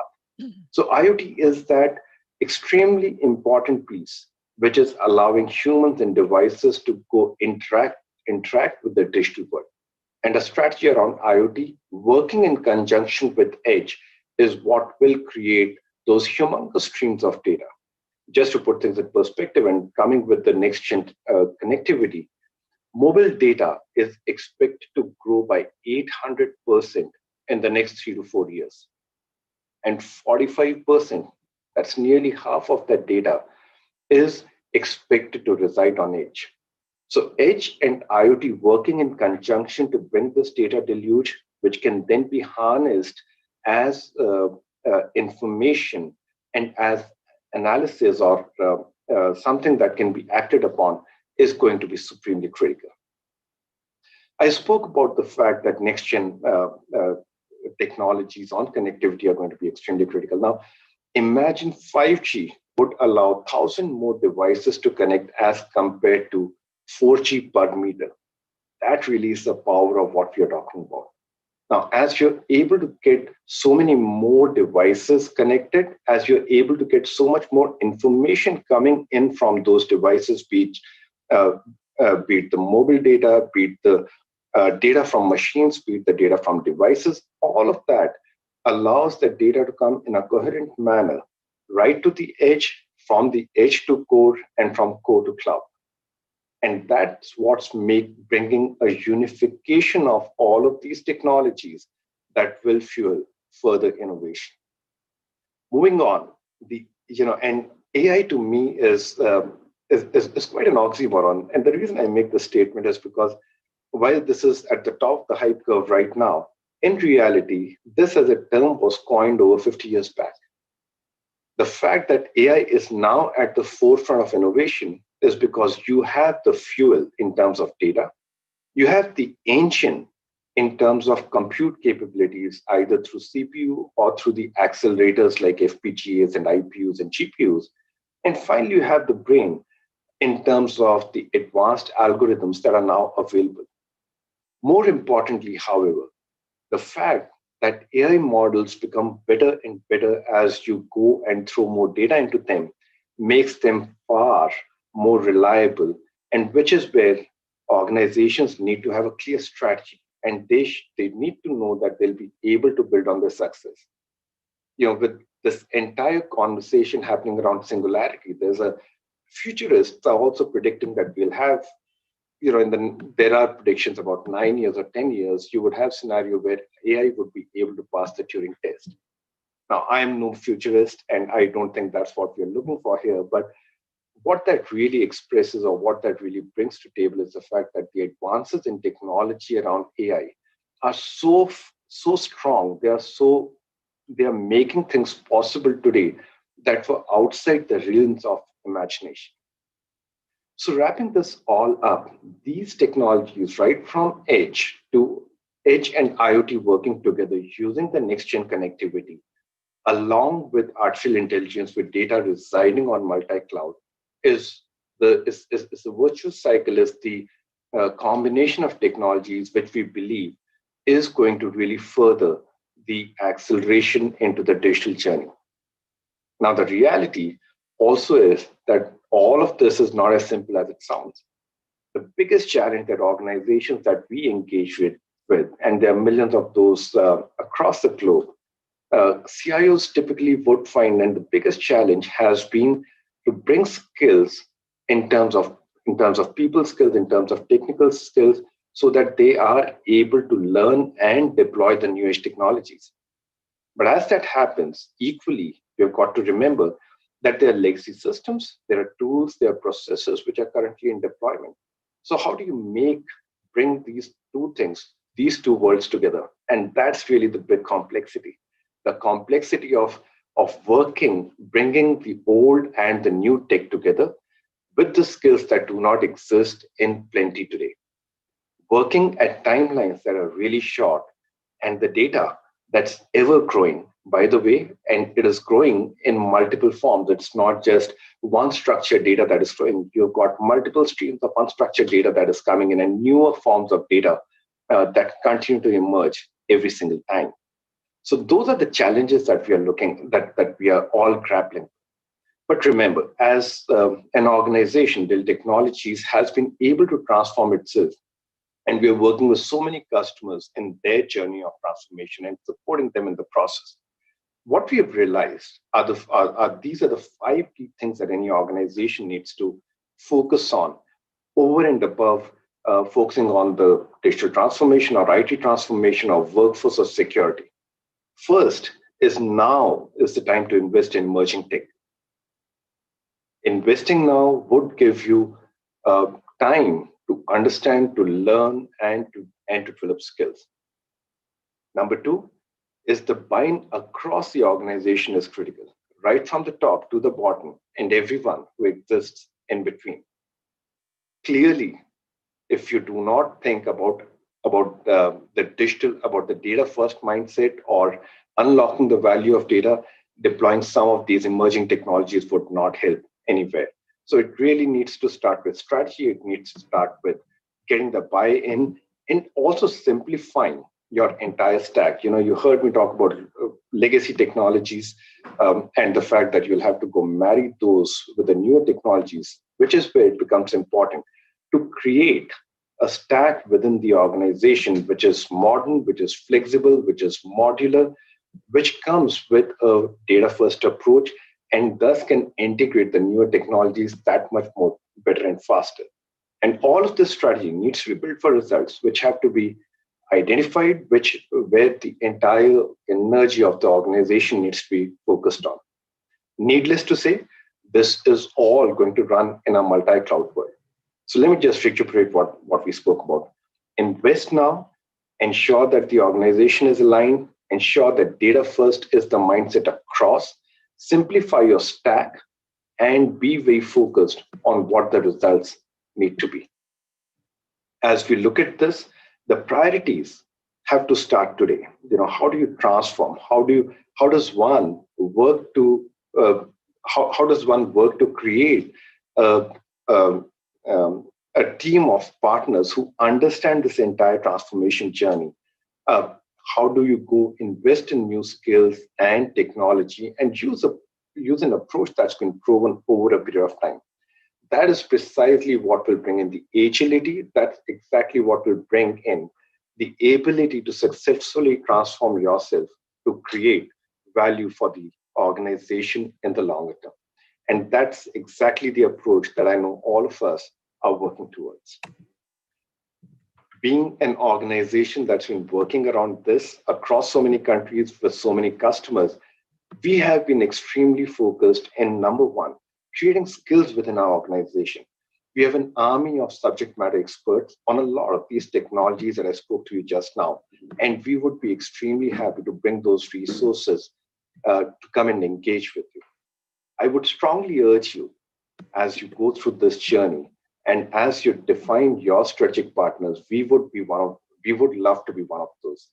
We have got engineered solutions, we have got the right skills, we have got ways to engage, and we have been able to modernize and transform our workforce to ensure that we are going to be in this journey with you at every single step. With this, I come pretty much to the end of my conversation. I'm pretty excited. I'm really passionate about what emerging technologies can bring on table for all of us and how they can all help us further this new world. Would love to hear from you. You can reach out to me and my colleagues, and we would love to be a partner with you in this journey. Thank you. Thank you, Mr. Manish Gupta. That was for us, the Senior Director and General Manager, Data Center and Compute, Dell Technologies India, and he delivered the technology keynote on creating a digital world, role of emerging technologies. Thank you, sir, for joining us today. We immediately move into the next session, which is a very interesting leadership keynote many of you have been waiting for. And this keynote is on the surviving the Corona crisis and preparing for the next normal.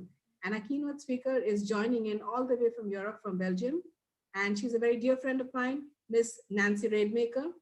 Let me say a few things, a few words to introduce her. Miss Nancy Rademacher is an international keynote speaker and expert on digital transformation, extreme customer centricity, employee experience, artificial intelligence, business model change, and leadership. Ms. Nancy Rademacher is one of the very few female international keynote speakers to cover the impact of digitization on customer and employee behavior. She loves to share her passion for technology and combines that valuable inside information with her experience in training and education. She has always been enthusiastic about people and customer-centric strategies. She likes to focus on how technology influences people's behavior and how it helps them to share knowledge and to create and innovate. I welcome Ms. Nancy Rademacher for joining us today. And now I hand over the session to her to deliver her keynote on the topic, surviving the Corona crisis and preparing for the next normal. Over to you, Nancy. Thank you so much, Raki, and thank you for having me. And of course, I must say that I would much rather have been there in person, but I'm very happy to join from Europe as we speak now. So this is indeed the topic of my presentation. So how to prepare for what we call the next normal. Now, these are awkward and extraordinary times, are they, for all of us? And we see social distancing everywhere, not just in society, but in brand logos as well. And we will only navigate through this crisis successfully if we, as John Maxwell said, stretch to the challenges presented to us. It is the only way to survive this next normal. Now, some people still have some troubles with this next normal, like my dad, for example, who got a video call by my daughter at the beginning of the lockdown, but he did not have a clue what was going on. And for others also who have still some difficulty weaving in technology into their daily existence. Now, just last year, execs were asked if they saw some significant industry disruption coming within 3 years. And 73% of them said yes. And that number had already tripled from the year before. Now, this disruption was coming from these three things: from new technologies, from new competition, and from higher expectation. And of course, it is safe to say that we can now add the pandemic as a fourth cause of disruption. Now, there are 5 stages of grief that were first described by Dr. Elizabeth Kubler-Ross in her book On Death and Dying in 1969. And this is what everybody was going through with disruption caused by technology. It was and is changing the world. So you better accept and embrace it. Now, sometimes I got anger as a response because I was the messenger of things, being disrupted. But this is also what everybody's now going through these days. We clearly started with denying the impact of the pandemic, of the virus, and then we moved through every single stage. First, we got angry for being locked up and for seeing our businesses go down the drain. Then we got depressed, and research has shown that mental health is under great pressure these days. And then we moved to bargaining. First bargaining on how many people were allowed to attend events, and that went down from 1,000 to 100 to 10 to none. And then now we are bargaining for the reopening conditions.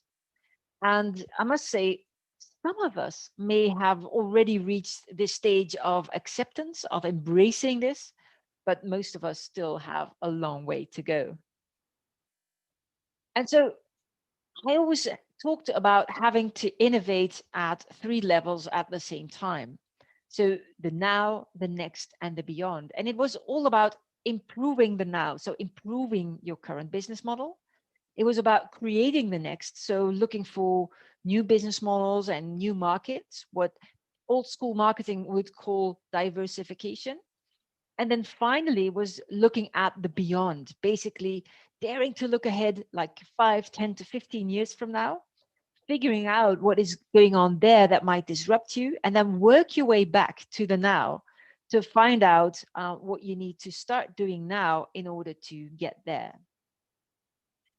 So that's what I used to say about having to innovate on 3 levels. But of course, now we have to deal with the unanticipated business challenges of survival, recovery, and rebound.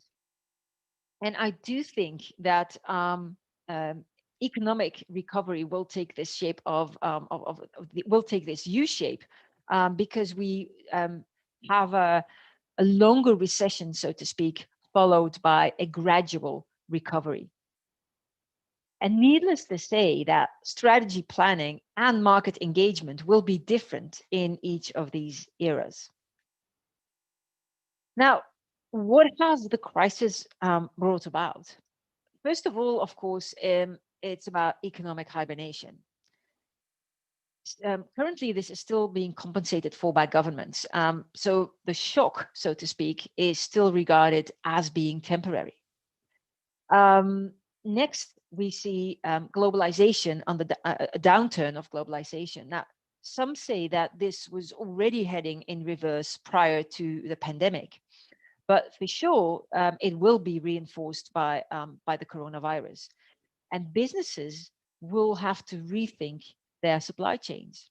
So it's from long and complex and global ones moving towards simple and local or even domestic ones. And then next we see that truth and trust are really casualties of war these days. Basically, first because of the initial cover-up of the outbreak.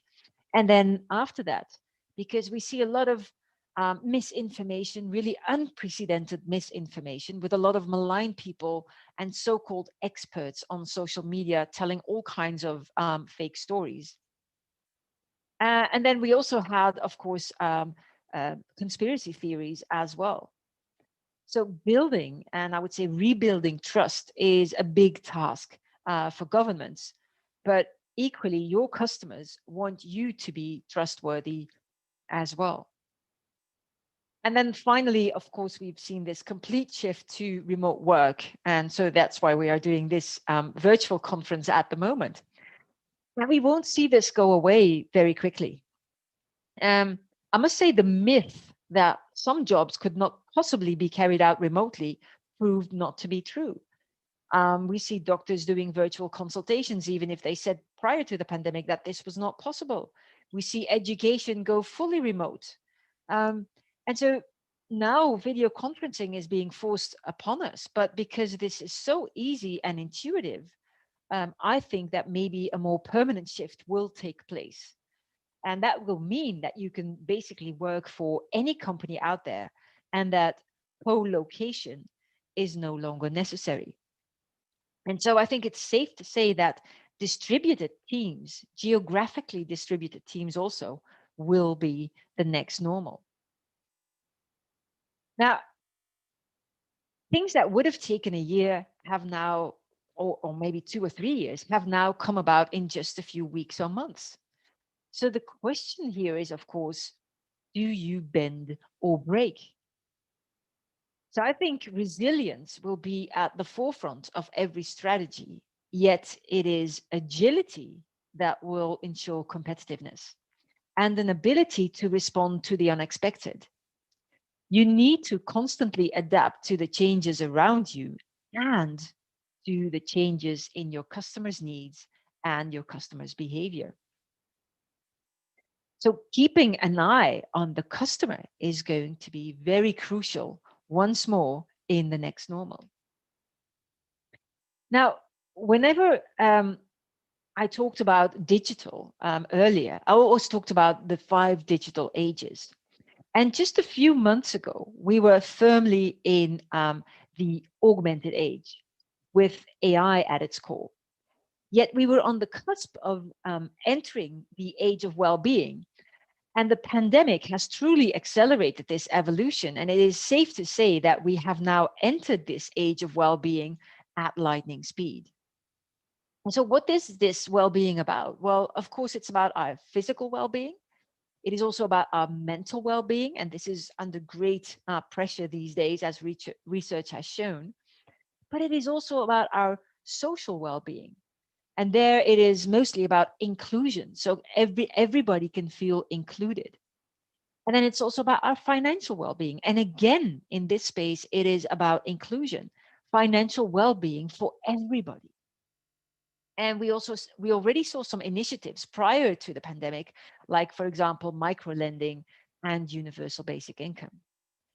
And then, of course, last but not least, it's also about the well-being of the environment, about sustainability.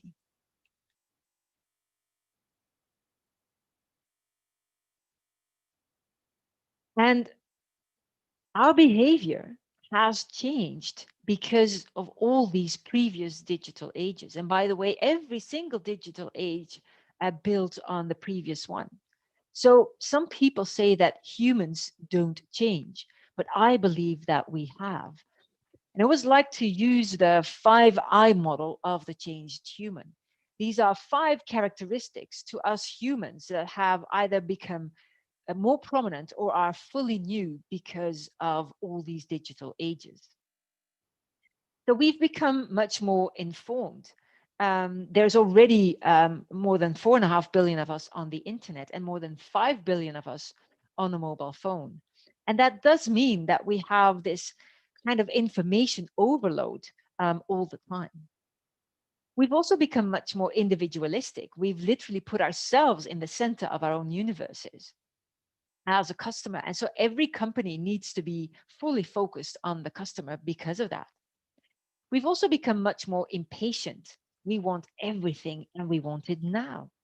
Our span of attention has gone down to 7.6 seconds, which makes that we are officially beaten by the goldfish that has a span of attention of 8 seconds.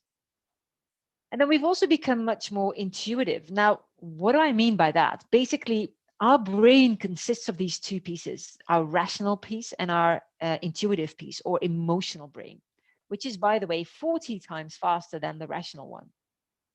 And so we do make our decisions using this intuitive or emotional brain, but the rational brain acts like, I would say referee.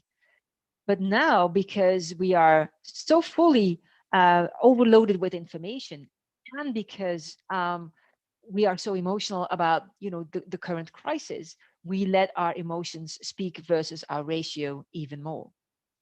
And then finally, we've also become much more influenced. Globally, people spend 2.5 hours on social media every single day. And I believe in your region, it's even more so, closer to 4 hours a day. And the time spent on social media has risen by 43% during the pandemic. So you need to take all these characteristics into account, and you can turn them into different aspects to improve the customer experience. So it is the moment, I would say, to bring value to your customer, and that's why you need to keep investing into customer experience. And so everything needs to be transparent because we're so informed. Transparency in security, where do I store your data? In privacy, how do I use your data? But also in pricing. And of course, also transparency in sustainability. How do you care for me and for the world? It's also about extreme personalization because we are so individualistic. So moving away from segments or personas and really targeting the individual. It's much more about having a simple interface, having convenience, having an effortless experience, but also a fast one. And then because we're so intuitive, it's about evoking the right emotion with your customer, but also recognizing the customer's emotion. And then finally, of course, it's also about sharing what I call the Instagrammable experiences, the Instagrammable moments that companies provide to me as a consumer. And of course, as an organization, because your consumers are so influenced, your customers are so influenced, keep asking them for feedback. And then, of course, make clear what you're going to do with it afterwards as well. And so it's really necessary to keep investing in the customer experience. And that was also proven during the last crisis at the end of the last decade, or the previous decade, I must say. It was shown that those companies that kept investing into customer experience outperformed others by providing a shareholder return that was 3 times higher. So it's all about keeping your customers as your North Star. So you need to consider this changed human. And, in these times, new and interesting things will emerge. And roughly, they can be categorized into on the one hand, brand, and on the other one, innovation.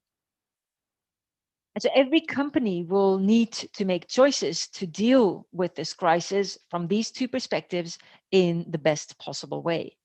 Now, if we look at brand first, this is all about building awareness. It's about purpose marketing, and it's about creating trust by using the right messaging to your customers. All of this because you want to aim for what I would call the positive sum game.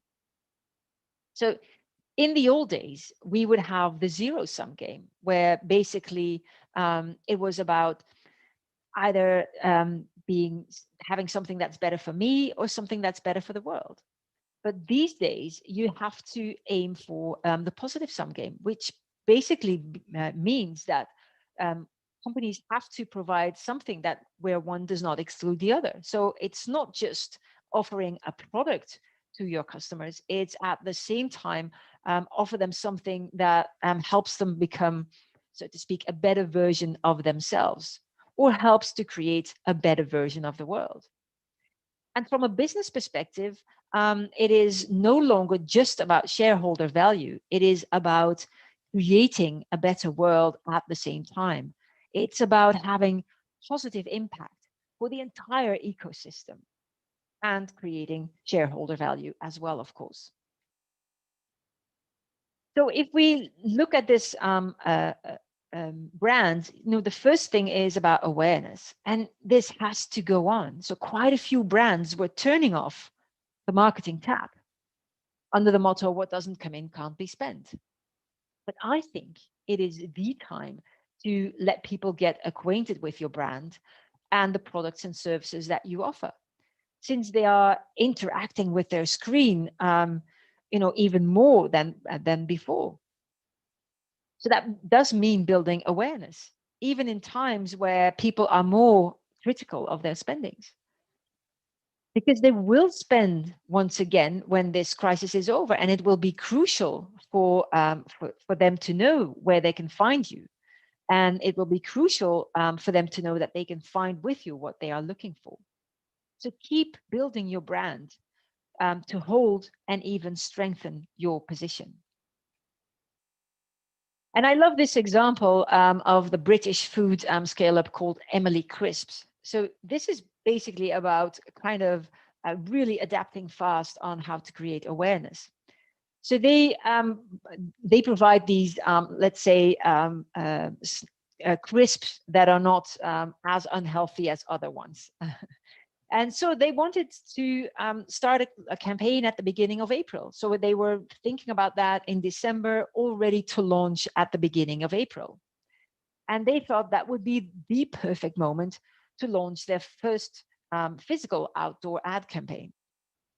And they were envisioning this vibrant, sunny Easter weekend with people strolling the parks, barbecuing and eating lots of crisps, of course, at the same time. But as you, of course, know, it turned out quite differently. And when the marketing team realized the campaign would not be seen by many people because of Corona and social distancing, and basically Oxford Street was empty, right? So they decided to revamp their posters almost overnight, or I should say in less than a week. And they came up with these. Now, just look at the text of some of them. I think it's hilarious. And they really went viral with them. I think this is a very good example of how to create a continued awareness. Next to that, it's also about purpose marketing. Your brand is not just a logo. It is about the purpose of your company, what connects you to your customer. It needs to be sincere and heartfelt, not just some marketing blah, blah. So this may be a time to redefine your purpose, to reconnect to your values, so to speak. It is, after all, what makes you unique. So give this ample thought and communicate about it very strongly. Internally, a purpose serves as a compass and to navigate towards a goal in the next normal. It helps you and your employees make decisions and understand why decisions are being made. And externally, it helps your potential customers or your customers to determine your contribution to this positive sum game that I talked about earlier. And so, of course, communication here is crucial. Show that you still care, even if we are into the pandemic for nearly a year now. So no more blatant and screamy marketing. Couple of tips here. First of all, stick to your values. Be authentic. Don't rush into things that don't match with your brand. Secondly, think about the right words to say. It doesn't always have to be a lot of text, you know. Thirdly, show your humanity with an authentic and a sensitive response. So, for example, Headspace it has allowed free access to its mindfulness and meditation platform, or at least they did at the beginning of the crisis. And small businesses are also stepping up. For example, local delis are offering free deliveries for customers over the age of 70, for example. And in my hometown, restaurants are do some special cooking for the elderly and deliver it for free. So it's about giving back to the community and inspire others by showing how you help. That is going to be crucial in your communication strategy. And then also make the experience a pleasant one and use a sense of humor, especially in these times. It really augments the experience. And I love this initiative by Sweet Farm, which is a sanctuary that in return for a donation will allow you to add a goat or a llama to your meeting. That's why they called it Goat to Meeting. And by the way, they were sponsored by the firm that is called Go to Meeting. It's hilarious, isn't it? And then, you know, after talking about these three brand things, it is also about, of course, innovation. So keeping your customers as your North Star when you are dealing with innovation. So how to go about that? You know, in this next normal, you know, innovation will be required quickly for recovery and rebound. And so companies will have to adapt and ask themselves two crucial questions. So the first is, what are we good at? So really breaking down the patterns there and find out where your core is. We now have to break down the current patterns that we see in our companies all the time and find out what it is that we provide as extra value, but breaking it down all the way to the basic elements and structures. And then the next question to ask is, of course, what do our customers or our potential customers need? And involve your customers in this in this search. And then once you have those, find the common denominator. And of course, this is very crucial. Now, to give a nice example, there's a company in the Netherlands called Rapid Circle, and they found, you know, their core value was building apps very quickly using Power Apps from Microsoft. So they offered potential customers a free intake call, and then they said that if they could build it within 8 hours, they would do it for free. So that's how also they gave back to society. And so they created quite a number of apps on for hospitals, that is, on bed inventory, but also on establishing video calls for patients to their families. It's a great way of giving back as well. And of course, if we look at innovation, we see an acceleration in new ways of generating and delivering content. So these new platforms extend or stretch from health and fitness into culture and entertainment, but also education and business. We see a lot of new content platforms arise. And then there's also these contactless interactions. They will impact supply and delivery. And by the way, they will also help companies to become more resilient, as they will be less dependent on humans. But it will also drive greater efficiencies in a variety of life-related actions and interactions, such as remote work and telehealth, for example.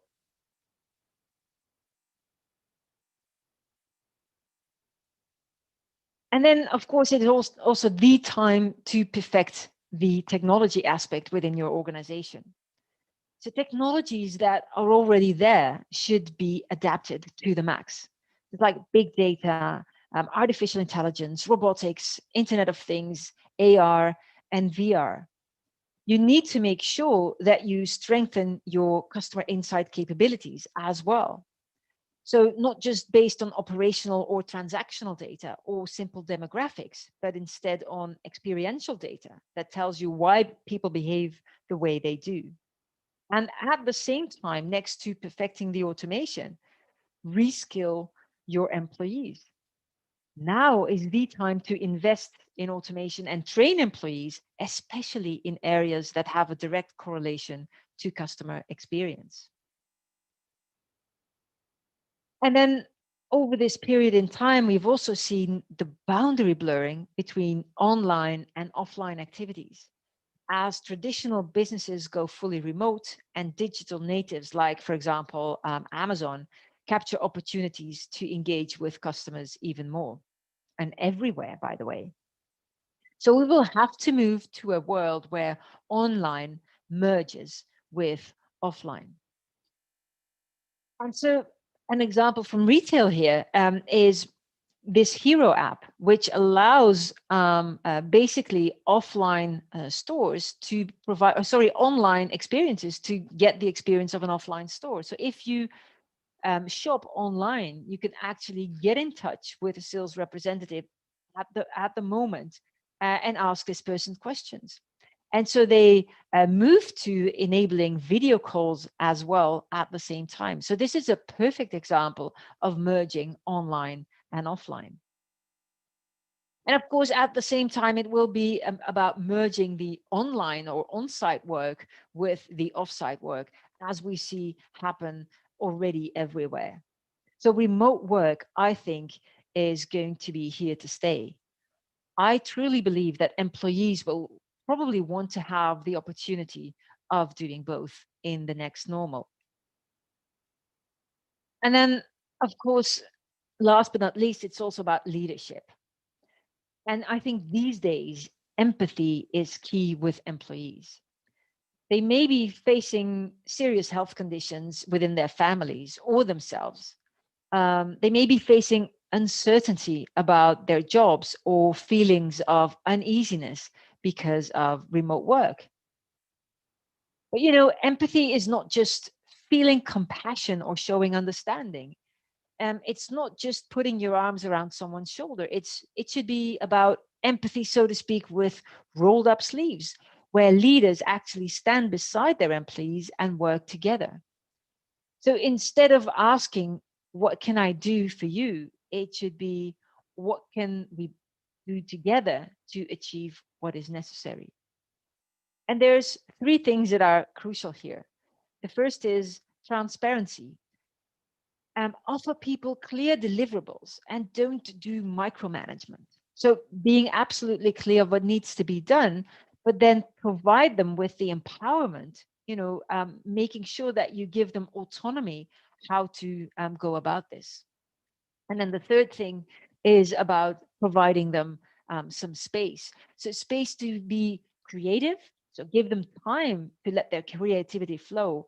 But at the same time, it's also about taking care of the pace, allowing for the fact that some people have a different pace in adapting to all the changes around them. So that's truly all about empathy. So the strategy for this next normal is going to be one of continuous change. Crisis does mean continuous change. We will not be going back to the old normal, so to speak, when all of this is over. So it is not about creating temporary solutions. The solutions that you see now, remember, by getting to your core and scrutinize the customer's needs and finding the common denominator. The solutions that you see now, those will be a great addition to your business model, or maybe even a replacement of your business model. And so what you need to do there is unlearn a lot of what you've learned. You need to be willing to let go of your darlings. You must. You can't keep doing everything the way that you used to. And so you have to move from the fixed mindset towards the growth mindset. Oh, mind you, I need to keep social distancing here, so that's better. So it's moving from avoiding challenges on the one hand to embracing them on the other. As Satya Nadella from Microsoft said, it is about developing from a know-it-all to a learn-it-all culture. And then finally, it's of course also about thinking in opportunities and never in boundaries or limits. That's what you need to be focusing on. And take this next normal into your own hands, because, you know, as Peter Drucker said, the best way to predict your future is to create it yourself. And with that, I would like to thank you very, very much for listening to me. And I was very pleased to be part of this INFOCOM 2020. And should you have any questions, please feel free to link me on LinkedIn and ask them to me. And I will make sure that I answer each and every single one of them. Thank you so much. Thank you. Thank you, Ms. Nancy Redmaker, for joining us today. It was, it's a very interesting session that we really had. And I think a new form of presentation also that we've not seen before. And it has been definitely a very exciting presentation. I hope everyone enjoyed this session. Thank you, Nancy, once again for joining us all the way from Belgium. And it has been an honor to have you at INFOCOM 2020. And hopefully next year, we will be able to bring you at the physical event. Looking forward to it. Thank you, Raki. Bye-bye. Okay. Yeah, bye. So we move on to the next session, which is the technology keynote. And this is on, the session name is on transforming today's business through innovation. And our keynote speaker is Ms. Seema Ambasta, who is the Senior Executive Vice President and Head India and Global Sales and Business Development and Solutions Engineering for NTT NetMagic. Ms. Seema Ambasta is a strong industry leader with experience across various roles in IT and technologies areas, spanning global support, pre-sales, and solution and professional services. As a senior business leader with over 30 years in products and services in IT industry, Ms. Seema Ambasta has successfully delivered solutions to industry vertical sectors like e-commerce, financial services, telecom, and manufacturing in the recent past, with deep expertise in solution around databases, data warehouse, business intelligence, big data, virtualization, and cloud services. At NTT NetMagic, Ms. Seema spearheads India and global business. She is also in charge of developing and executing strategic plans to maintaining existing business partnerships and develop new business relationships. Prior to joining NTT NetMagic, Ms. Seema was the Director of Technology at VMware. She has also spent 14 years at Oracle. Ms. Seema holds a master's degree in computer science and applications from Mumbai and has also been awarded with a fellow program in computer science. I warmly welcome you, madam, once again at INFOCOM, and I now hand over the session to Ms. Seema Ambasta for her keynote on transforming today's business through innovation. Over to you, ma'am. Thank you so much, Raki. Good afternoon to all our audience and all of them.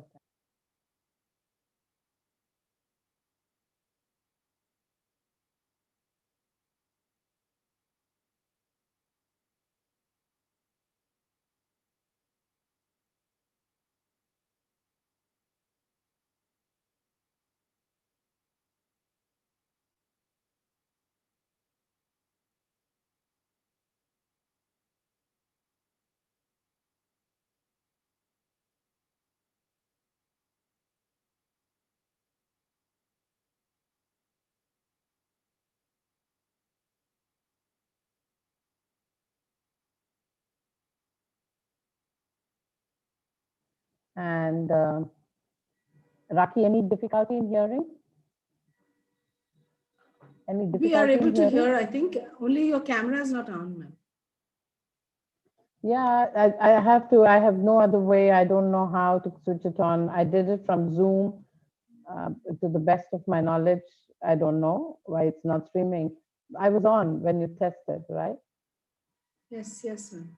Maybe I should just exit and enter again. Yes, ma'am. Is that yes, ma'am. only... I think so. I think so. You can just log out and just log back in. I'm sure everyone will. mercy of technology nowadays. But Seema ma'am will definitely join back in. I request all of you to stay on. And of course, everybody's working out from home, and it's been a challenge over the past couple of months. But we will be on again.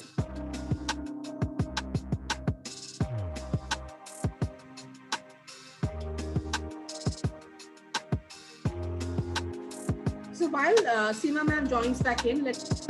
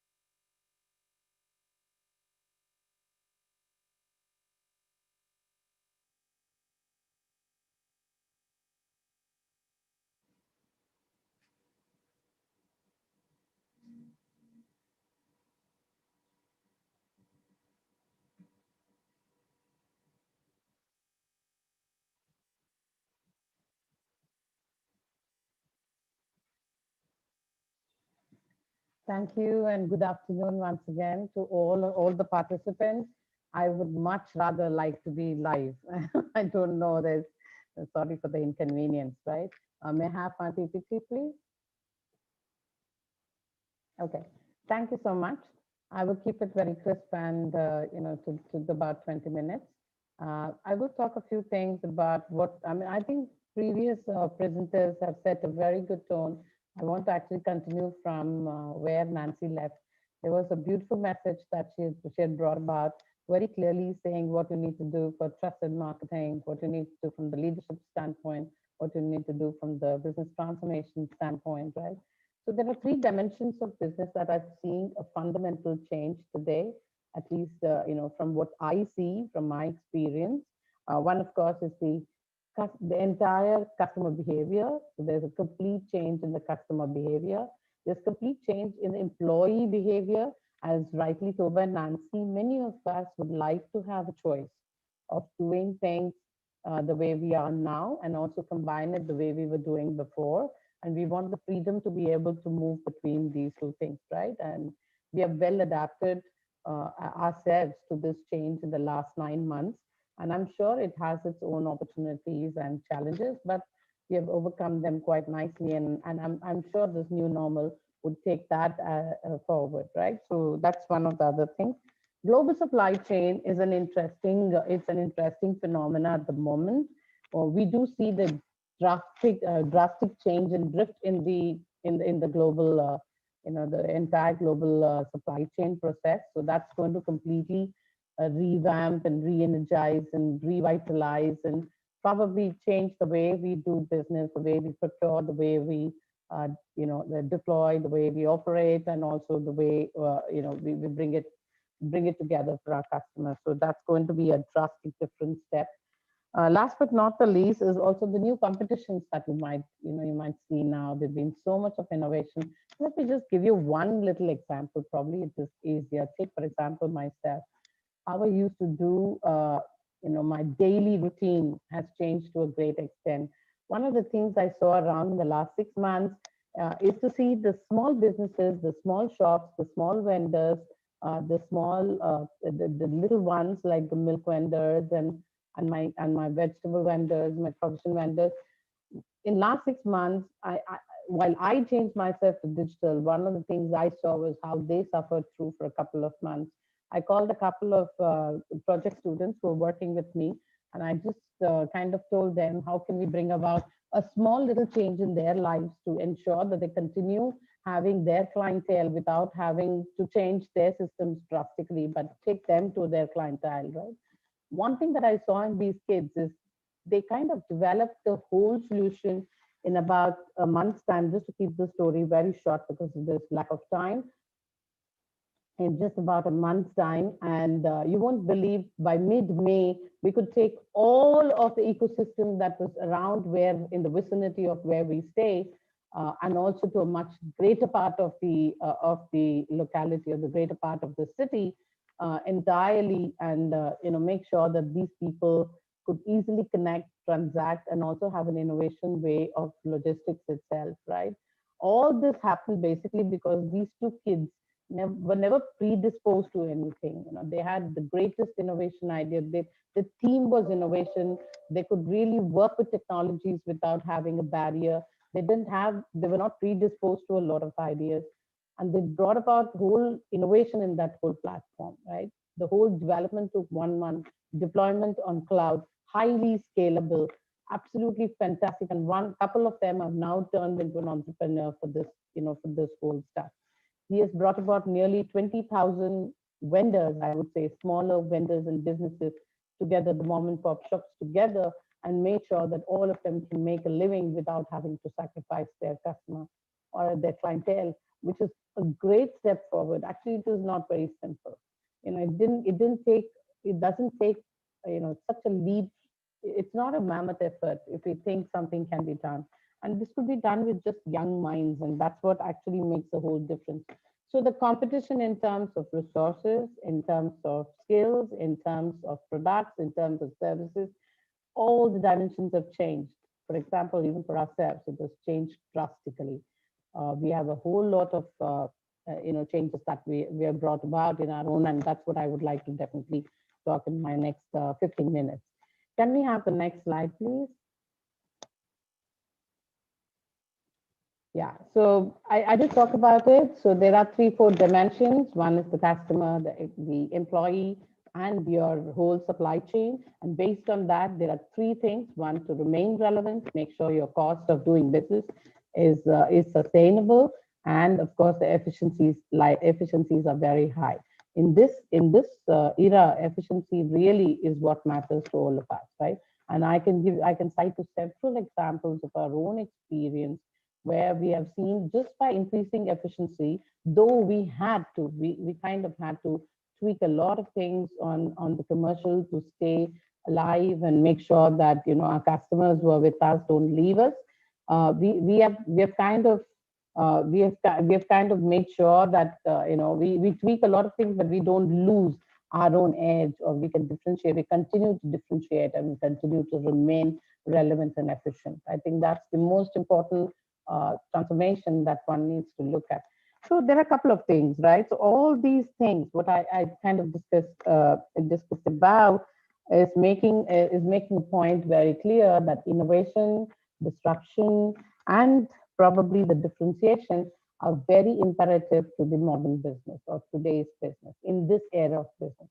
So it's very important to see what are the things that you can do from the technology standpoint that can really give you this real edge, right? The edge to remain relevant, the edge to remain competitive, and also to make sure that you're bringing about disruption that is relevant, that is pertinent, and that's something that's absolutely a need of the hour. Can we have the next slide, please? So there are a few things. As you embark on this journey of digital transformation, it's also digital transformation through technologies, and it's not a digital transformation just by word of digital. That's been on for a very long time. I have been having personal interactions with my client and my customer base for more than about 2-3 years on this transformation, right? When the hyperscale cloud and the cloud really converged into India. But what I did see is the acceleration now, which wasn't there before. So now it's become very important to adopt technology and drive changes through technology. One of the other things which will also drive this need is 5G, right? As the adoption of 5G becomes more rampant within the country, the amount of technology that we will need to ensure that you take the content closer to the consumer, or you customize the content relevant to the consumer becomes extremely important in this case. And without the help of technology, without ensuring that you've laid the foundations for this technology, it's quite a bit of a task to make sure that your customer experience remains, you're engaging with them all the time. That they could easily disengage if you don't have that, right? Today we have changed the way we do business. We have changed the way we look at the world. We have changed the way we shop, the way we see entertainment. So it's very important to ensure that the adoption and the right amount of technology and right kind of technology adoption is in your roadmap as you embark along this journey. I won't talk so much about IoT because it's pretty much embedded in most of the things and you don't see it, but it is there. But AI, ML, and multi-cloud has become probably the most important ingredient of the transformation journey. But I don't think this is still there in India, as I think one of the speakers rightly pointed out. Even the skill sets is so very I would say it's so small and it's so minimalistic. We don't have that available in India. We are still developing it. It probably take another 2, 3, 4 years before we get there. It's become a little difficult than in terms of adoption. But at the same time, there are enough tools, technologies that are there, which is easy to actually build this over a period of time, and it gives great value. So it's extremely important to choose the right platform, choose the right partner. It's about knowing your partner and choosing your partner, and making sure that your whole thing is laid on a proper roadmap. And it's not an overnight transformation. It pretty much doesn't happen, right? But it's definitely on an accelerated path, and it should now be a possible. It's a dream that can be. You can dare to dream and definitely look at getting it. Becoming it. It fulfills itself. Can we have the next slide, please? So very quickly, we will talk about how to build resilient architectures for your transformation, maybe embracing of secure digital landscapes. It's very important as you move to digital, it's all the more important that you secure it, right? So security is a bedrock of this entire transformational journey.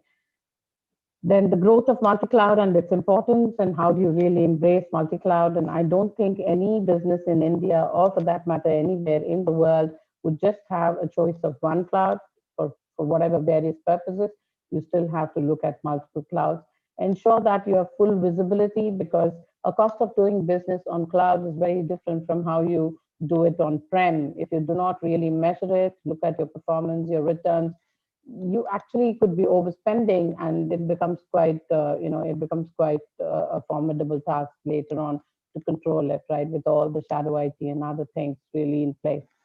So it's an important aspect to have great visibility, and you can look at how we have tried to address all these four things for the market, and how we have done it innovatively without disrupting too much of your existing environment, but providing this to you as a service. Can we just roll to the next slide, please? The next one, if you can. Sorry. So I will talk about each aspect in terms of spending less and doing more.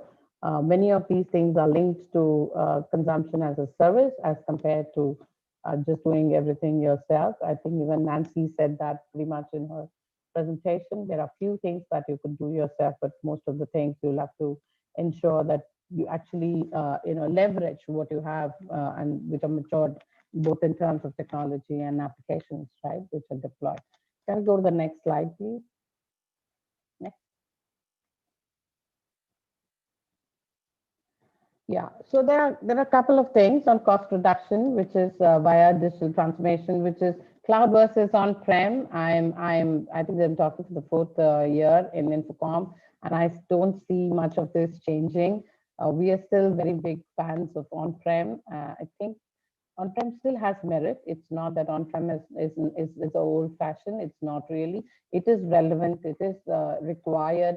But hybrid is a way to move forward. There are enough and more opportunities within your ecosystem that allows you actually to leverage and embrace certain technologies and get familiar and make sure that you can measure the output. It will allow you to take a big leap forward, right, as you move. Cloud-based management softwares. we most of the times end up buying, maintaining, managing, paying for it. Instead, you could just pay as a service. One of the great examples, of course, is O365 or Google for that matter. You just have a truly pay for use kind of a stuff, and it does make a difference to the organizations. You can scale up and down rather quickly, right? Reskilling than and upskilling. So it's very important to look at your workforce on reskilling and upskilling. And that's what most of us have done. CSPs like ourselves, cloud service providers, we had a certain vision to market, and we had to drastically change that vision over the last 6 to 9 months. And all that we have done is spent a lot of time and effort in reskilling and upskilling our workforce to remain extremely relevant to the market. Otherwise, you just can't be doing business. Requiring an intelligent response. It's important to look at how do you really make this whole thing. So some of the things that people did was to have bots at the right places. So bot became a very important ingredient of your digital transformation, your digital journey, your digital outlook to your customer, and putting in a lot of intelligence into it and making sure that you're making a very intelligent response at all points in time in all your customer touch points, right? It's an important aspect of your customer behavior, or tracking your customer behavior and responding intelligently to your customer behavior. Next one, please. Some examples.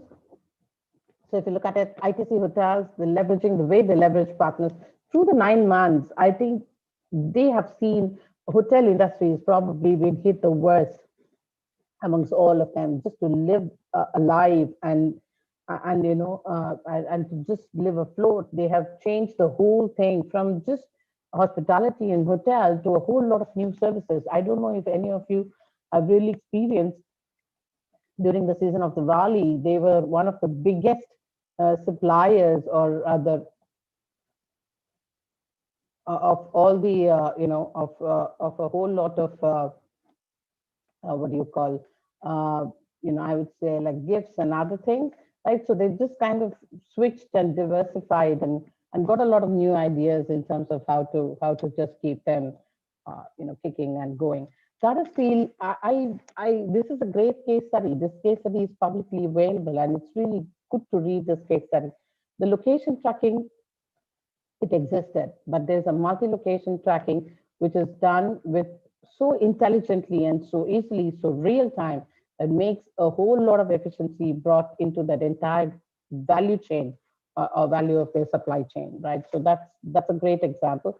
So there is overall reduction that you could aim, that could be quantified in the last 6 to 9 months, which clearly tells you that digitally, if you were to transform yourself and adapt yourself, I wouldn't call it digital, you can call it any form of transformation, a technology-oriented, technology-valued, technology-powered transformation, which helps companies, one, reduce overall cost of doing business, two, making sure the customer experience and customer behavior is tracked and responded intelligently. Number three, it's also the care of their employees and keeping them completely upskilled to be able to deliver that to their end customers, right?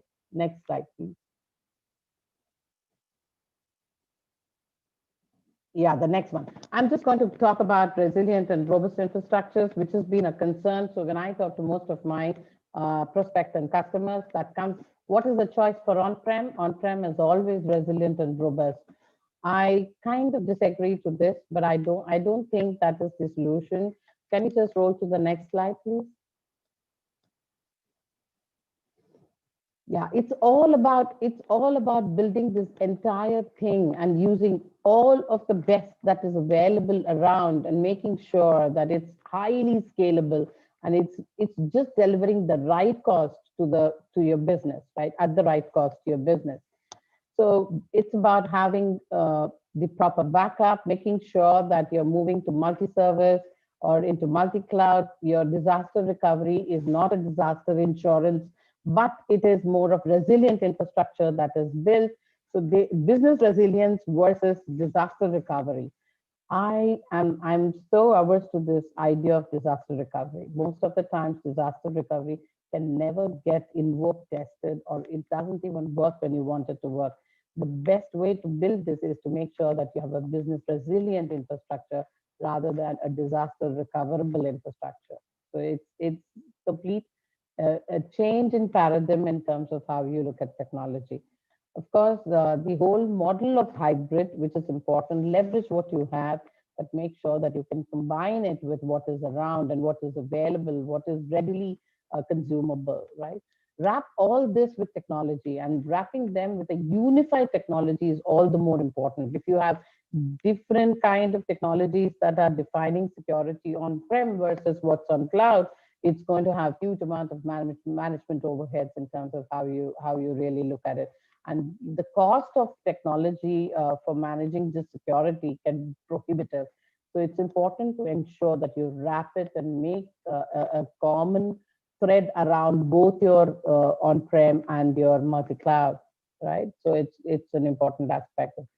The whole thing requires planning, precision, and approach, which is more practical in nature rather than having a big, having a big plan to leap forward, a big bang theories, which really doesn't fly so much. So it's important for all of us to realize that each of these aspects of backup and resiliency and security and multi-cloud and also planning and more of a practical approach has seen successes around.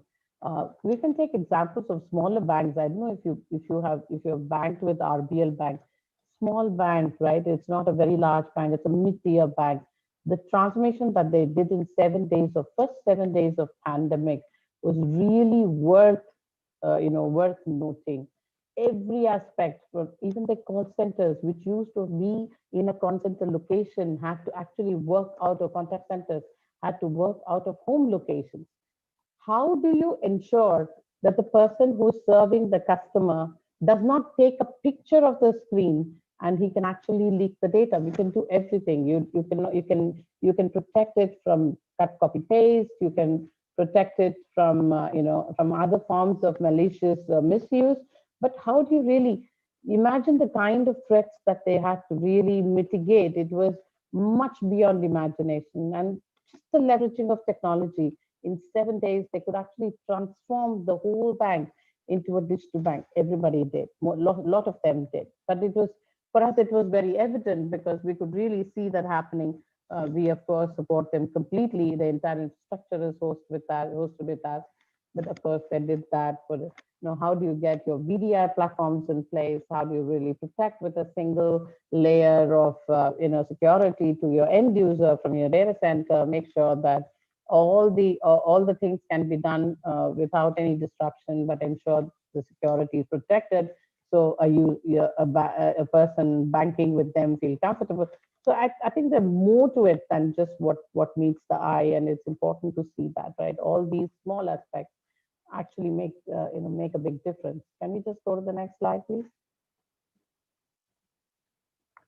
Some of the core pillars like hybrid, network, data resiliency, and security. I think this is what I've covered. Can we go to the next slide, please?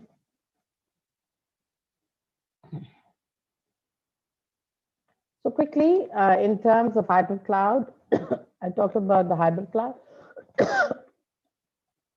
It's from planning to your how do you choose your services, to actually moving it, to having a proper decision making, and also integrating your legacy systems. If it is overnight change, definitely it's quite it's quite prohibitive.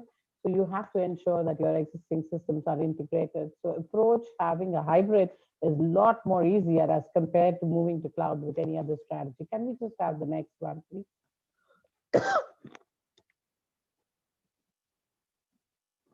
The next one, please. I think I've talked through most of these. Yeah, the multi-cloud approach. So if you look at the multi-cloud approach, it clearly shows that all businesses, whether it is small, big, or medium, they will have more than 2 clouds in their environment. So that's the data point with which we really need to plan our whole journey as we move forward. Can we have the next one, please? I think in the positive of time, I would like to really move to the essence of, yeah, this gives you a complete picture of the multi-cloud. So one of the important things that you really need to choose is not just the multi-cloud for the purpose of multi-cloud, but unless you have a single pane of glass from where you can manage all of your multi-cloud, it does not make sense for you to actually move on to your overheads in terms of management can be manifold, right? Whether it is bare metal or you use hyperscale cloud, your on-prem cloud, your legacy systems, your co-located servers, all of these are wrapped with a single pane of glass, and that's what we provide. That's the value that entity tries to bring to the table to make sure that no matter what kind of implementation you have, you see all your assets on a single screen. So this is one of the very important essence of actually choosing platforms and partners on how you really move to your embark on your cloud journey. Next slide, please. The next important thing is to have visibility. If you don't have visibility, you would really end up actually spending more than what you have planned. Your budgets could come under tremendous amount of stress. So next slide, please.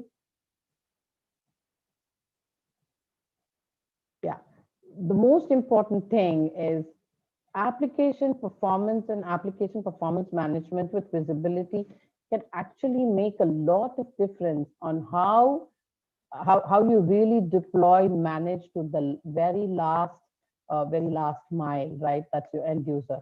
So you can actually have insights in terms of cost. You can compare what kind of infrastructures you use.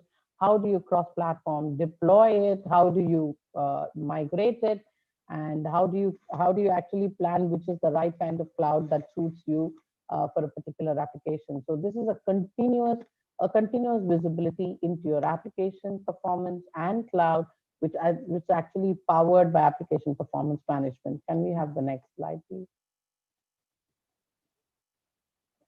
The whole cost optimization. So it helps you actually optimize cost along the entire life cycle of your cloud. Doesn't matter where it is, whether you use containers, you use just on-prem, VMware cloud, or you use off-prem, you use Azure, AWS, Google.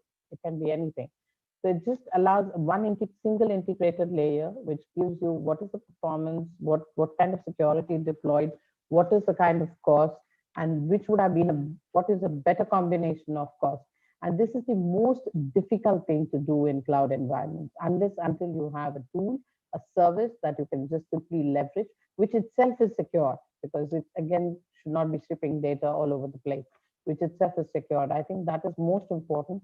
Without taking anything away from any of these clouds, it can present a full picture to you all the time on a real-time basis, telling you whether you're really leveraging the power of cloud the way you should be doing it or not, right? So this is an important aspect of any cloud planning. Next slide, please. Just a few snapshots on what it looks like. Can we roll the slide ahead, please? So application monitoring, it doesn't stop at your just your cloud monitoring or a cloud piece in terms of cost, but it also moves to the application, which is important because today, if you look at it, you design certain applications for a certain environment, you'll have to revamp or you'll have to transform it to another environment. So you go from all physical to all digital, or you could be going to a channel that is completely digital. Or I know of Thomas Cook, the way they changed the way they did ticketing from a very traditional platforms to overnight into a complete different digital channel of doing this whole business, right? So it's not just your application. Application undergoes a change, and it's very difficult for you to actually go through that entire cycle of 3, 6, 8, or 9 months from develop, test to deploy. You can actually use performance monitors to see through the life of the application, and you can actually take it to your end user more quickly than you do in normal sense, right? So if you have full insights into how it works and you know which are the parts that are breaking and you can fix it very quickly, it allows you to do that right to the end user journey. Then it is, it's much easier to move to cloud. So today, the inhibition to move to cloud is more from not having insight into application, not having insight into cloud, And I think if you have solutions for all of this, it makes life all the more a big difference, right? So application performance monitoring, your health of cloud, your optimization for cloud, and your monitoring your single security. Can we have the next slide, please? And of course, the network before the security. So the most important thing is to also address your network requirements. So you move from on-prem onto your cloud. It's important to look at how they will access and one of the things that we miss is we use traditional networks, but we move to a platform like cloud, right? Which can be another recipe for failure. You may want to revamp that to a more available network systems like SD-WAN, at half the price of what you would do with, it cuts your cost drastically, and it gives you much better availability. It just wraps with a software-defined layer that allows you to combine and give you a much better availability. Helps you actually address your network concerns as you move to cloud, no matter where your end users and your customers lie. Next slide, please.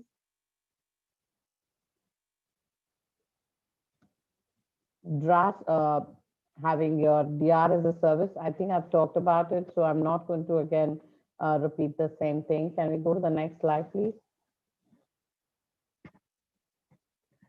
So more on the digital security. This is one important aspect which I like to spend at least a minute of time on this. Can we have the slide, please? Next slide. Yeah, the next one, please. I think most of them are aware of yeah. So this is the way we look at security. We look at security at one thing at a time. Like we can have a SIM in place. We could just have a basic firewall in place. But when you look at the cloud, I think what's important is to look at the entire circle of security, which includes your basic security features, your firewalls, your protections, and the very advanced security like SOAR, so that you can do a proactive management, a proactive mitigation rather than a reactive mitigation. So some of the things that we do as part of security is to give you right from consulting to development to deployment to operation to manage remotely. Doesn't matter what what clouds you use or combination of clouds you use, is to be able to leverage the entire definition of security as a service, remotely deployed and managed for you. Next slide, please. So basically, a few things that I talked about. One, of course, is your hybrid cloud, your theory of hybrid cloud, your data resiliency that you bring in, your security that you wrap, and your monitoring and performance, and also optimization that helps you cut and manage your costs better. So all these are the solutions that we help, and we kind of help you turbocharge your whole journey to cloud. So I'm more than happy to take any questions if you have. I think we lost a few minutes in the beginning, and we also kind of have a paucity of time. There are other speakers waiting, so I would definitely like to conclude here. And I'm available on both LinkedIn as well as on Twitter. So I can just share the hashtag. Twitter hashtag is just #Seema. I'd be happy if you have to post any questions. I'm happy to handle, and I'm happy to answer them. Thank you so much. Appreciate it. Thank you, Seema ma'am, for that interesting session. Ma'am, unfortunately, we are out of time, but thank you so much for joining us today. And it was a very interesting session. And we move on to the next session, which is our next topic is an interesting one again, a question that we are faced today at our workplaces, that is making yourself relevant in the new age organization. And we are honored to have with us our esteemed keynote speaker, Mr. Amitabh Ray, who's the Managing Director of Ericsson India Global Services. Mr. Amitabh Ray is an experienced professional with a demonstrated history of working in the corporate strategy, management consulting, and systems integration, and has developed and managed a diverse group of clients in both private and government sectors in Asia, Europe, and the United States. Mr. Ray has been acknowledged by the industry as an inspirational keynote speaker and a great technology visionary. He has been speaking at different national and global forums for the last 20 years on a range of technology subjects such as leadership, lessons of failure, creativity, innovation, and many more. and is known for his enthusiasm, humor, dedication, passion, and his vast experience. Now, before joining Ericsson, Mr. Ray has worked with IBM as the vice president, and also he was a partner at PwC. We are very honored and delighted to have Mr. Amitabh Ray here with us. And I now hand over the session to Mr. Ray for the session, Making Yourself Relevant in the New Age Organization. Over to you, sir. Thank you, Raki, and thanks INFOCOM for inviting me. This is a little bit of different feeling I am having. I have been attending INFOCOM for since its inception, and for the first time, we are on time. The schedule is kept, so that is something very interesting. And of course, for the first time, I am here without a bunch of PPTs, slides. So it itself says that things are different. So let's jump into the topic, making yourself relevant in the new age organization. I look at it from individual perspective as well as organization perspective. So to make ourselves relevant, be it an organization or be it an individual, we need to know what is expected out of us, right? We need to understand first that how the new age organization will look like. I call it dematerialized office. It's a vision of the Internet of Senses in the 2030 future workplace. Imagine a virtual workplace that automatically changes depending on what you need to do. It might give you a big display when you are retouching a video, or a haptic keyboard and vocabulary for writing a report. Imagine that by 2030, it has become a commonplace to have a lifestyle involving working and socializing totally in virtual kingdom without ever physically leaving the home. As recently as last year, this seemed like a far-fetched futuristic fantasy. But friends, truth is stranger than fiction. In early 2020, the COVID-19 pandemic struck in full force, and the idea of working and socializing from home was no longer a theoretical proposition. To the contrary, many of the world's office workers, it was suddenly the new reality. The new normal, which my previous speakers were talking about, involves working, having long work days in front of a laptop, in a video meetings with colleagues and business relations. The internet has suddenly become a working lifeline, and it has functioned surprisingly well. All of us would agree that. By and large, our professional activities has continued and the job has been done. For many, like us, internet saved the day. As a result, online activities has grown quite significantly on a global scale. Yet, many realize that one thing is deeply, deeply missing: the technology to make up for the presence and immersion of physical world. Spending your whole day in front of a flat screen with flat sound does not even come close to the real experience of a face-to-face business meeting. For a digital meeting to be interactive, we need the technologies to work quite differently. The communication technology would need to take a big leap forward. And it would, I believe, involve much more than better video meetings. It would have to enable the experience of collaborating in the same room with colleagues, which is a reason why interest in AR or VR kind of a technology has grown rapidly over the last 6 months. But even that would take us only the halfway through what we perhaps need.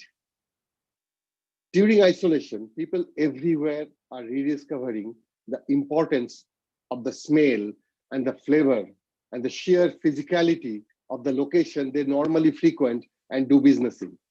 In fact, pandemic has created a tipping point for what white-collar workers expect of the future digital office. Realistic immersion means going beyond video and sound, beyond AR and VR. It also means digitally communicating touch, taste, smell, and the feeling of even heat or cold. It might sound very futuristic, but I can tell you that it is not that.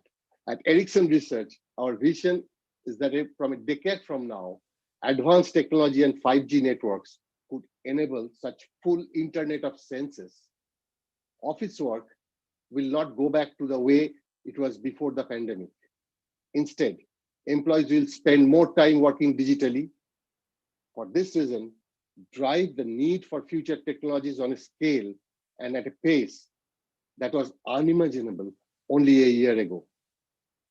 Rather than just letting us pull up a virtual computer screen in thin air, our experience could become all-inclusive, covering coffee breaks, social experiences, and a digital commute even.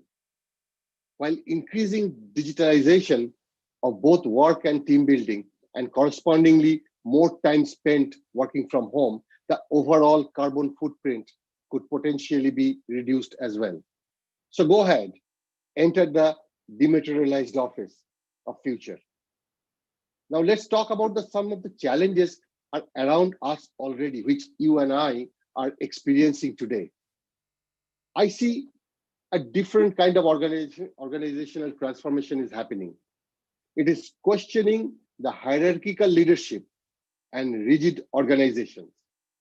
Traditional ways of managing, learning, and working are rapidly evolving to meet the many social, economic, and ecological challenges of a new global reality. No doubt, this new reality has been shaped and accelerated by the pandemic. That said, a shift away from traditional ways of working 9 to 5 in the office has long been in the making based on widespread digital disruption over the past 2 decades. Already people started thinking and talking about how we can create a substitution of this 9/5 working from office. Historically, all of us know the birth of this 9 to 5 workday, the growth of the hierarchical span of control, the stacked ranking of people, rigid organization cultures came from an industrial era work model that no longer makes sense in our current digital era.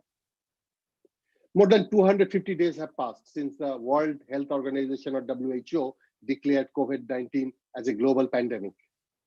It has now become a cliche to say that we are never going to go back to how things were during pre-coronavirus, or that world has been reset for good.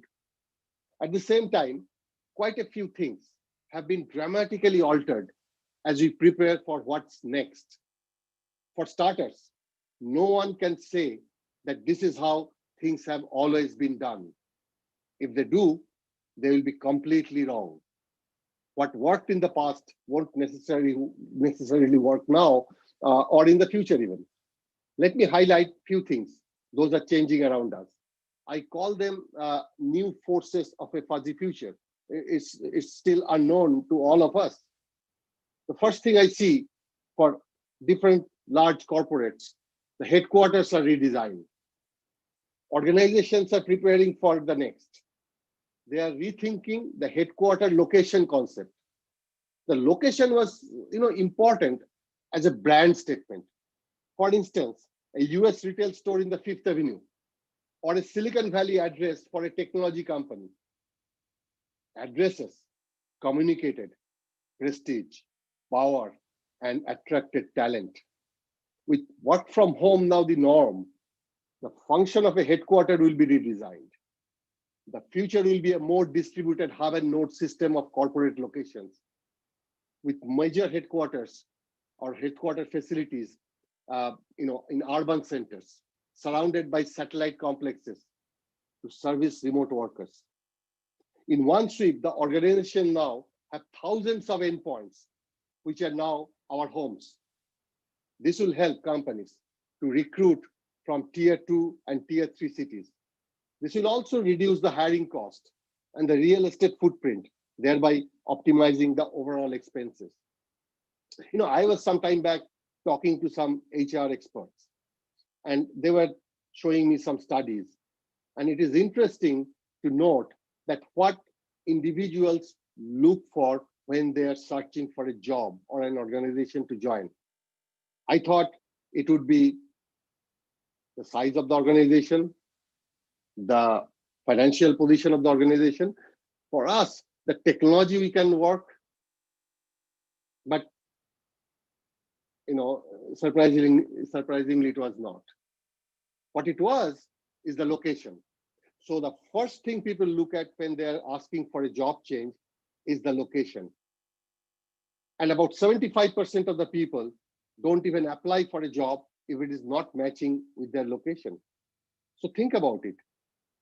With this dematerialized office, now for the first time in the history of every corporate, you actually have access to the resources. This is the first time perhaps you can actually go after the best and the brightest, irrespective of where they are, right? And then people will be joining. The second thing I would say after the headquarter and office redesign is the digital or dead. It is obvious that digital transformation is now a business imperative and not an option. My previous speakers talked about it. Another few months down the road, we'll no longer talk about digital transformation because the organization would either be digital or cease to exist.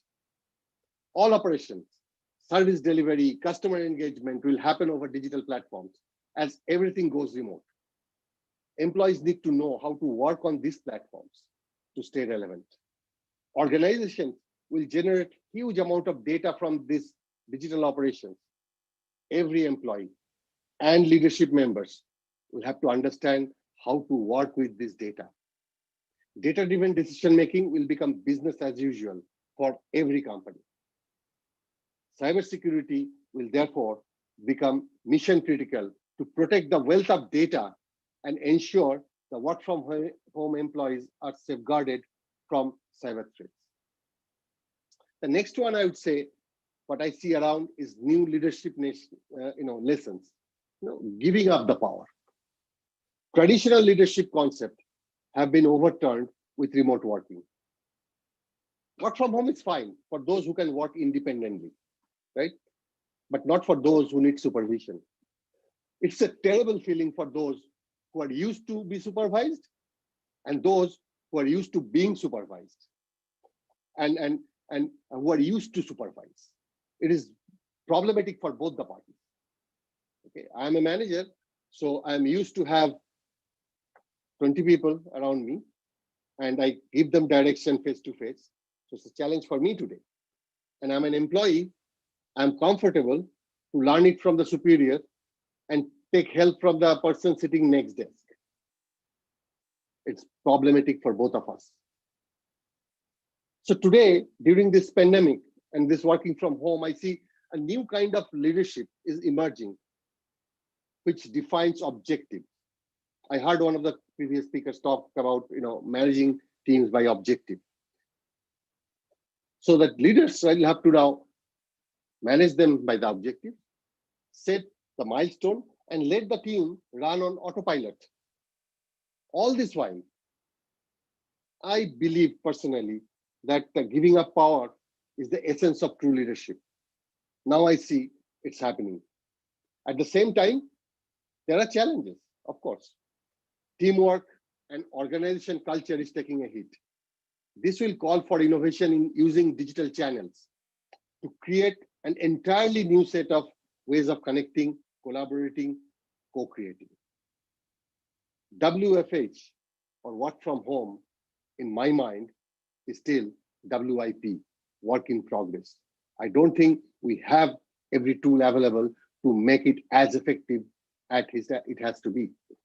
But salute to all the employees work in various companies and their leadership, that how with this restriction, they ensured that they don't drop the ball. In companies I work with or my friends working, I have heard that they have not reported any major productivity loss. They have not reported any major customer escalation, okay, or any miss of schedule, which is a huge thing. However, we must understand that people raised above the bar to deliver what is needed under the current circumstances. This may not be sustainable in the long run. The next thing I noticed around me as a change is geopolitics of technology. The world has never witnessed such a major shift in a way that technology has become a centerpiece of a geopolitical move between superpowers. Organizations will have to be on their toes to safeguard their IP and try as much to stay neutral in this war, as otherwise they risk business disruption. They will have to be walking the tiptoe about technological development and innovation. Certain innovation with regard to individual privacy will come under increased scrutiny from authorities. Individuals will demand greater protection of their personal data, as well as the companies. And they want to know how companies are using those. It's already happening. The trend will increase even more. Countries where privacy is not respected by the government will find it difficult to attract investment. Companies will also worry about the countries where their IP is not secured. The next one, I think what I see is that there are opportunities are getting unleashed in the supply chains. As global supply chains are redrawn, it offers great opportunity to the organization for automation, use of robotics, being part of the ecosystem of the Internet of Everything, using artificial intelligence to create nimble supply chain will offer tremendous flexibility to global companies. As the future stays fuzzy, companies will have to adapt a scenario planning to be prepared for the unpredictable happening with an amazing degree of predictability by using big data and others. And I see there are risks in a synchronized slowdown. Far too many risks are no longer in the horizon, but very much a reality today. From a dramatic impact of climate change to social unrest across the world, impending water crisis, threats of globalization, capitalism, and the established economic order will drive unpredictable and unprecedented changes. The global economy today is faced with a synchronized slowdown. The past 5 years have been the warmest on the record, and cyber attacks are expected to even increase in the coming years. And all the while, citizens are protesting the political and economical conditions in their countries and voicing concerns about systems that intensify inequality. Talking about intensifying inequality brings me to my next point, which is the growing digital divide. This means consumers in every country are worried about the future, and they will think not twice, but several times before consuming anything but essential. Every social problem we had before pandemic has been intensified by it. We have raising inequality in many places. Many frontline workers in our country, or in every country for that matter, are low income. While better paid people stay at home and work remotely, this is increasing inequalities. There is a growing digital divide as the poor cannot afford connectivity and devices, and they are being left behind as everything goes remote. Connectivity and devices are very, very important. We work with some of the schools from Ericsson and provide them support for underprivileged children for their education. And it is very difficult scenario or situation they are going through.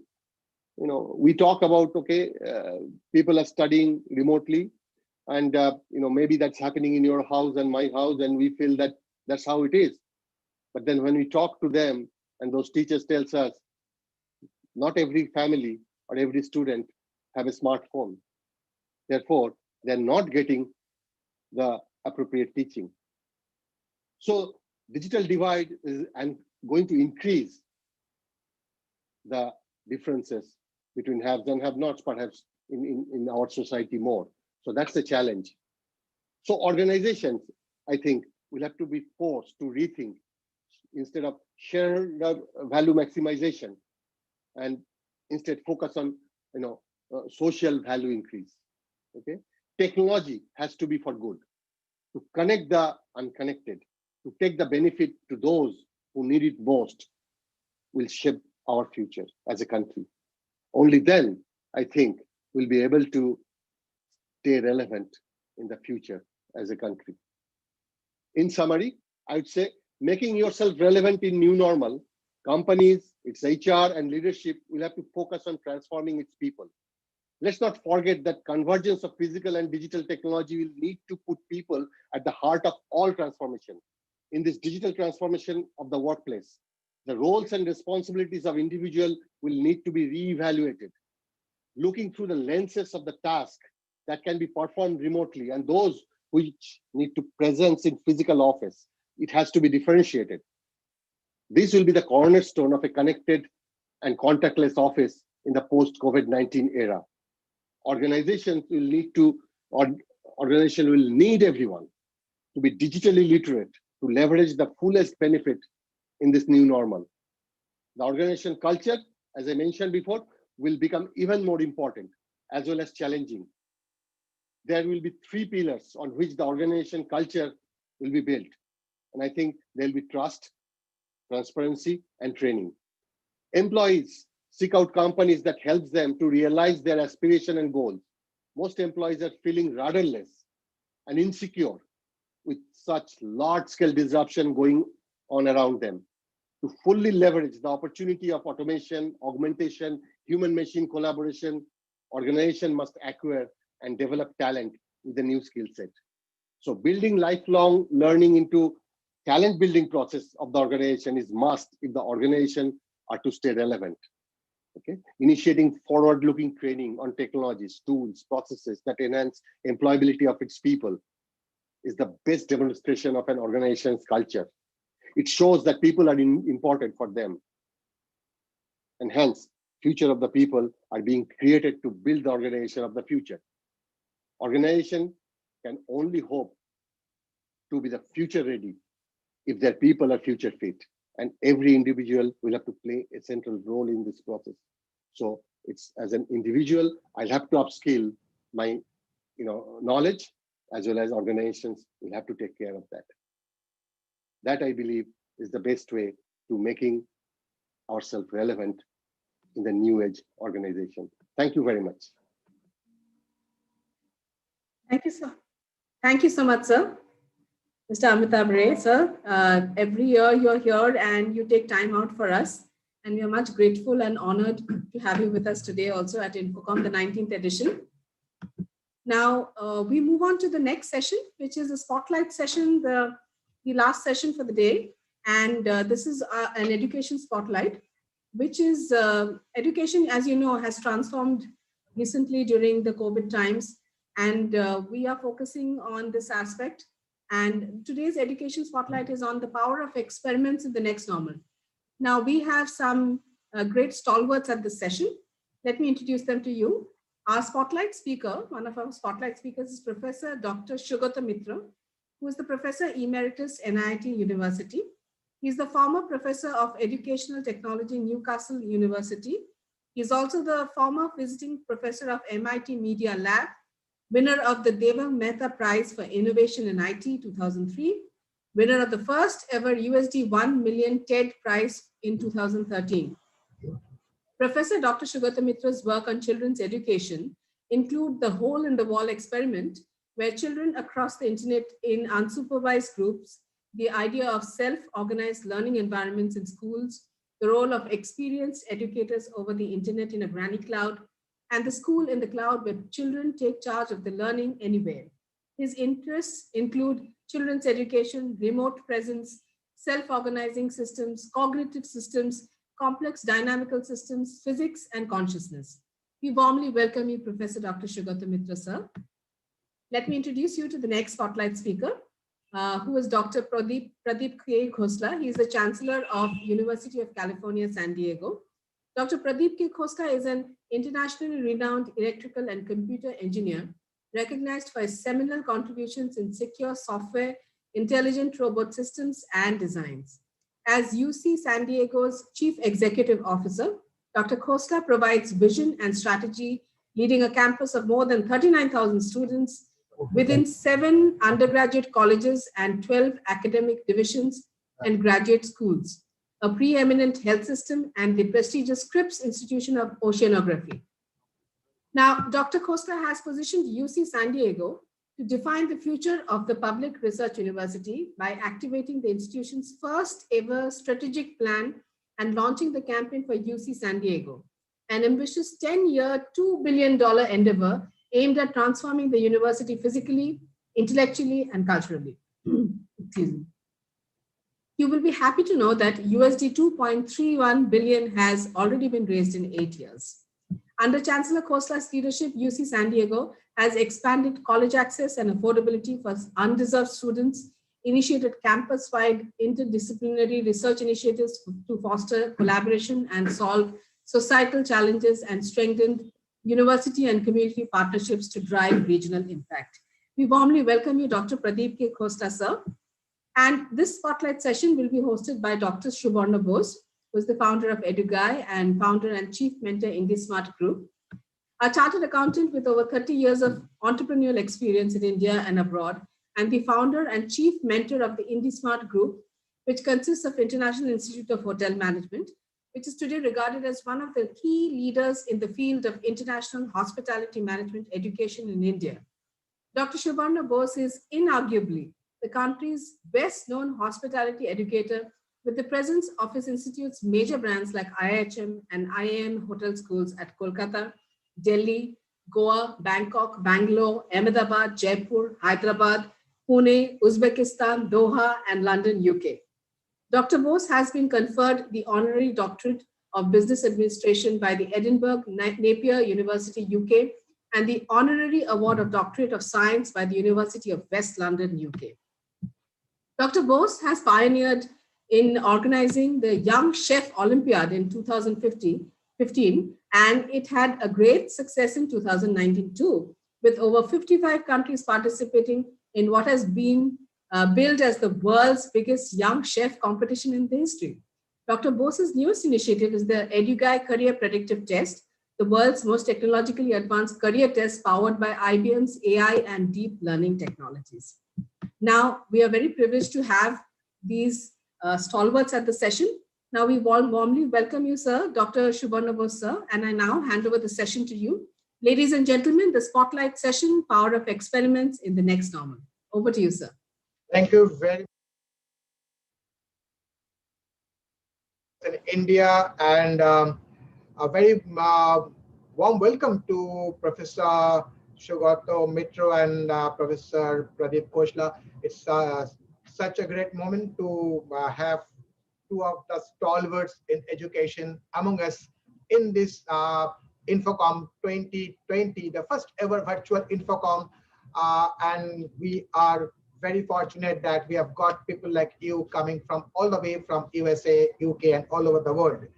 Well, this time the theme of the INFOCOM is that discover the new frontiers of education in the next normal. And we are going to talk on the power of experiment in the next normal. And let me start with telling that the education is one of the area which has been impacted very, very much in the COVID-19 situation. Of course, there are other areas which has been impacted, but I think it's education that has taken a long time to come to our new normal thing. So if I have to start it by telling that a quote from the Alice in Wonderland, it takes all the running you can do to keep in the same pace. But if you want to get somewhere else, you must run at least twice as fast as you can. So I think in this time when we are learning, as we are teaching, we are doing the online classes, the virtual seminars, the virtual assessments, a lot of things happening which has never happened before. A lot of things which were unthinkable is now been done with ease.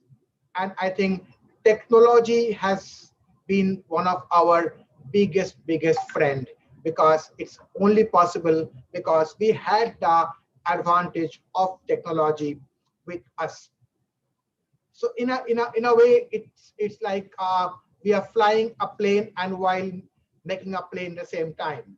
The system's going on, and I think it's a new system. Everybody's learning.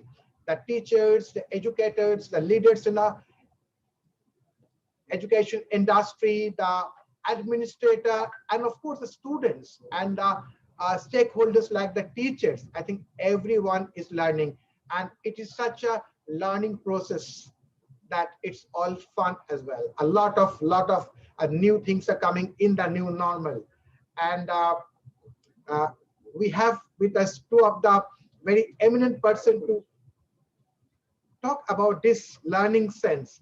And what I feel is that it is we are in a process of innovating while in constant motion, prototyping, testing, and refining new pedagogies, technologies, and pastoral models with students in real time.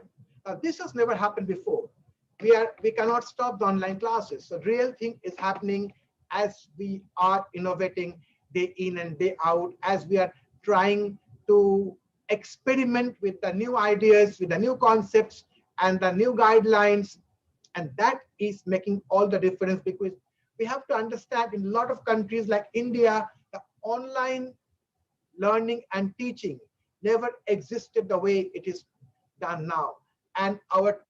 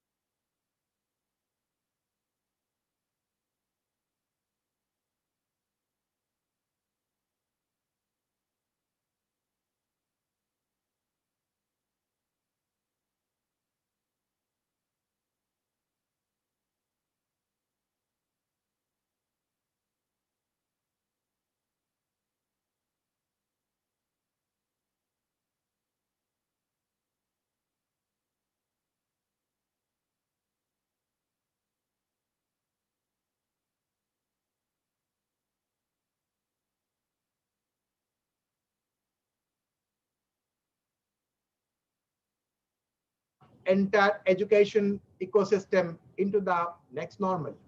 Professor Mitro. Thank you. Thank you for inviting me. The last time I spoke at INFOCOM was, I think, about a year or maybe 2 years ago. And as you mentioned, Dr. Bose, it was an entirely different world. I mean, I was standing in front of an audience of many, many people. And I mean, you know, the way it used to be. And then here we are. So what is it that one should do? Well, I thought I would take this opportunity to present to you a certain point of view, which is perhaps not entirely obvious to everyone. And it's not every day that I can have the chancellor of a university sitting right here. So, you know, I will wish to take that opportunity and to present what I think might be worth considering. I will not talk about all those experiments of 20 years. You know, that bit is known to many people. And anyway, what it showed was actually very simple. 20 years of work can be made into a single sentence. Do not teach learners what they can learn by themselves. Now, nothing can be more obvious than that. I mean, if a learner can learn something by themselves, then, let them get on with it. Don't teach them. That it took many experiments to show that that is the case. I mean, can children learn by themselves? How much can they learn? What's the effect of the internet? But those questions have been answered. What we need to look at today is something a little bit different. Not the easiest thing to do, but here, let me try. The people who are listening to all of this, we are all educated. And all of us have a certain definition of that process in our minds. It means all of us went to school, means all of us went to universities, maybe we did all kinds of skill-oriented courses, et cetera, et cetera. That's education. We are all educated. There is another kind of system. And those people who come out of that system are not here, and they will not be here. That lot of people are called street smart. Every city, every nation has them. We may want to pretend that they don't exist, but we all know that they do. What is street smart? It's a person who probably hasn't gone through the education system at all, or gone through it very, very partially, or gone through an education system that was so completely irrelevant that they dropped out or forgot everything that they had ever done. So then they popped out into life. And what did they do? They picked up things from the street. They taught themselves all sorts of things. And then they became something. Maybe they became a plumber, they became a carpenter, or they became an electrician, and so on. Governments in the developed countries kind of woke up and said, okay, but you can't just do this. You have to have a certificate of being able to practice these things. And they've found ways to get that certificate. In the developing countries, no such certificates exist. So, or if they exist, they're not used. So nobody cares. But my question is that a street smart electrician can rewire the electrical wiring in your entire home and do a perfectly good job, and you would pay them for it. I'm speaking to you now from Calcutta in India. Everybody uses street smart people to get everything done, everything. To fix your house wiring, you don't call an electrical engineer, for heaven's sake. Nowhere in the world would you do that. So what I'm saying is that the street smart system is an alternative education that has been with us for a long, long time, unrecognized. The introduction of the internet for the last about 20 years or so has completely changed the power of the street smart educated person. Suddenly, what they don't know, they can know in seconds. Earlier on, you could have talked to a person like that, and a street smart guy, and say, oh, you're nice, but if you had gone to college, if you had gone to university, just imagine how much better you would be. How would you know what the new developments are? But you can't ask that now, because the guy will just pull out his phone and say, don't worry, madam, it won't take too long. So what I am trying to propose, and I'll simply propose it, I'll leave it at that basically, is to say, maybe it is time to integrate the street smart education system with the regular one. Maybe it is time where the regular education system used some of the methods that the street smart people use. And maybe it is time for the street smart people to realize that education doesn't mean going to an expensive university. Education means having an internet connection. That's all. So I didn't want to put too many ideas on the table. I thought I would leave it at this to say that the COVID pandemic has made it possible for us to think of an alternative system of education, not just for the so-called educated, but for that lot of people who had an education that to us was not imaginable. Thanks very much.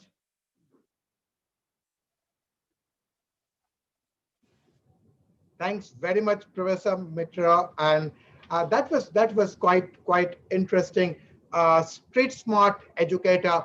We have heard about the term street smart from the childhood, and obviously in a lot of places we have seen that the street smart people have actually succeeded much more than so-called academically brilliant students, and we have got many examples of it. But then to really add on the power of internet, and you are street smart, what a perfect recipe to become a successful person in today's world. I come to Professor Koshla. Professor Koshla, once again, very warm welcome to INFOCOM 2020 in the Education Spotlight session in the day one, when we are discussing the power of experiment in the next normal.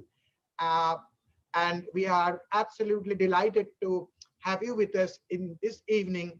And we want to hear from you, Professor Koshla, about your perspective on the new normal education and how the entire ecosystem is getting impacted and what the future looks like. Thank you, Dr. Bose. Can you hear me? Yes. Good to see you on the screen, and Dr. Mitra, thank you for your thoughts.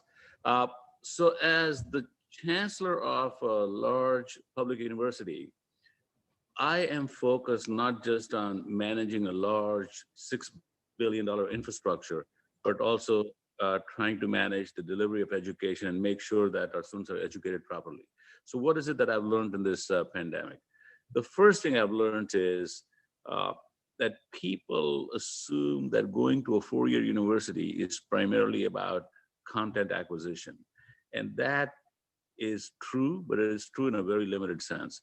Four-year education in the residential context has social development, has intellectual development, has physical development, all of this that you go through without understanding and appreciating in the context of living. We did that in the context of living in a hostel in IIT, and a lot of institutions that in the US and the rest of the world do that in the context of living in a campus. But even when you don't live on a campus, if you look at four-year education now, in the 60s and 70s, it evolved from a single person doing content acquisition to project-based learning, to experimentation, to learning in groups, to working on research programs or research projects while you're an undergrad. And I think what COVID has done is all of these things that we took for granted as being happening in person, it has challenged it completely. So for example, one of the big challenges we've faced is we had a lab in biology, understanding the genetics, like how do you hack biology? It was a biology hacking lab. It was a physical lab using physical facilities, physical experimentation. Suddenly, nobody's allowed to be in touch with each other.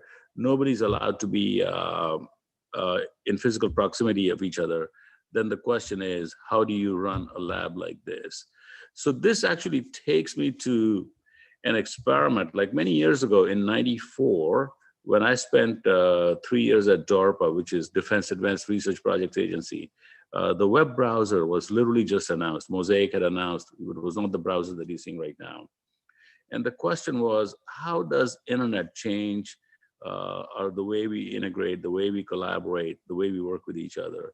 So at that point, as a program manager, I defined an experiment, which was the following, that we're going to design a multidisciplinary missile seeker head, like an assembly which has got electronics, mechanical parts, electrical parts, and we're going to design it using distributed teams across the US without ever spending a penny on traveling. You cannot travel by car, you cannot travel by the airplane. The only place you can travel is through the internet and collaborate. Now remember, this is long before Zoom. This is Mosaic had just been announced.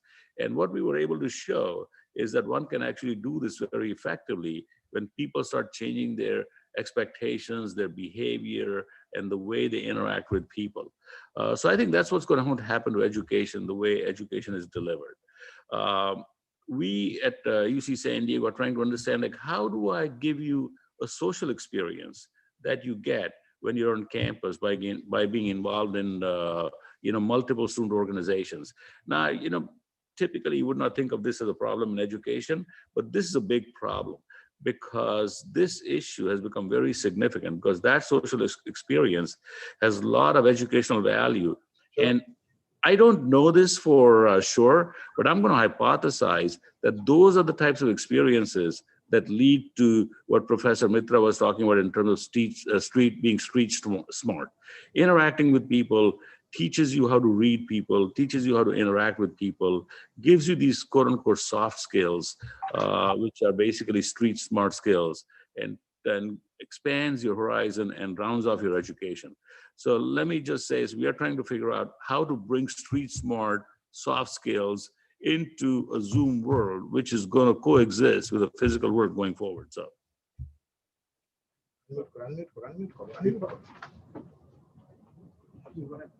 Thanks, Professor Koshla. That was interesting. You spoke about a social experience and how we can get the street smart kids of today Zoom smart, and that can possibly be the ideal recipe coming up. And let me also speak a little about the teachers, because we all are into education. We are major stakeholders into education.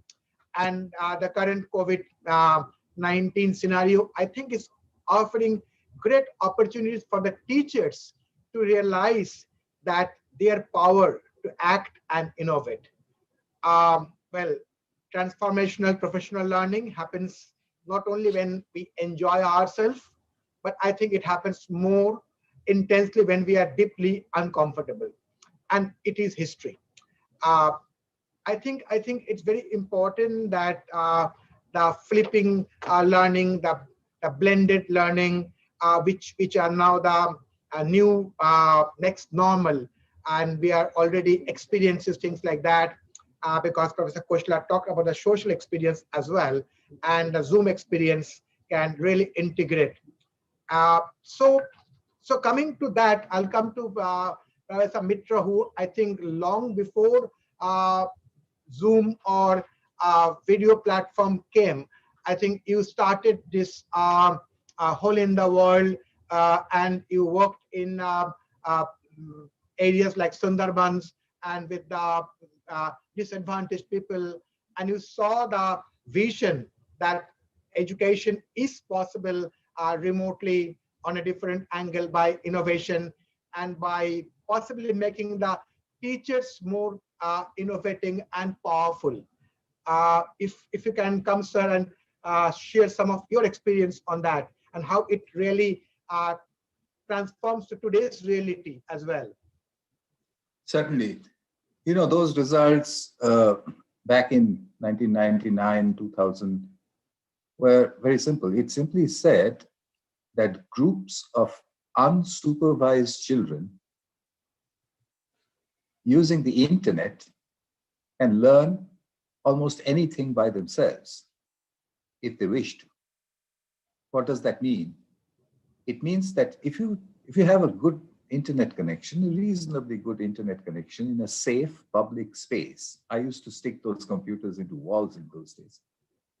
And then if you ask children a question which interests them, then they can invariably find the answer.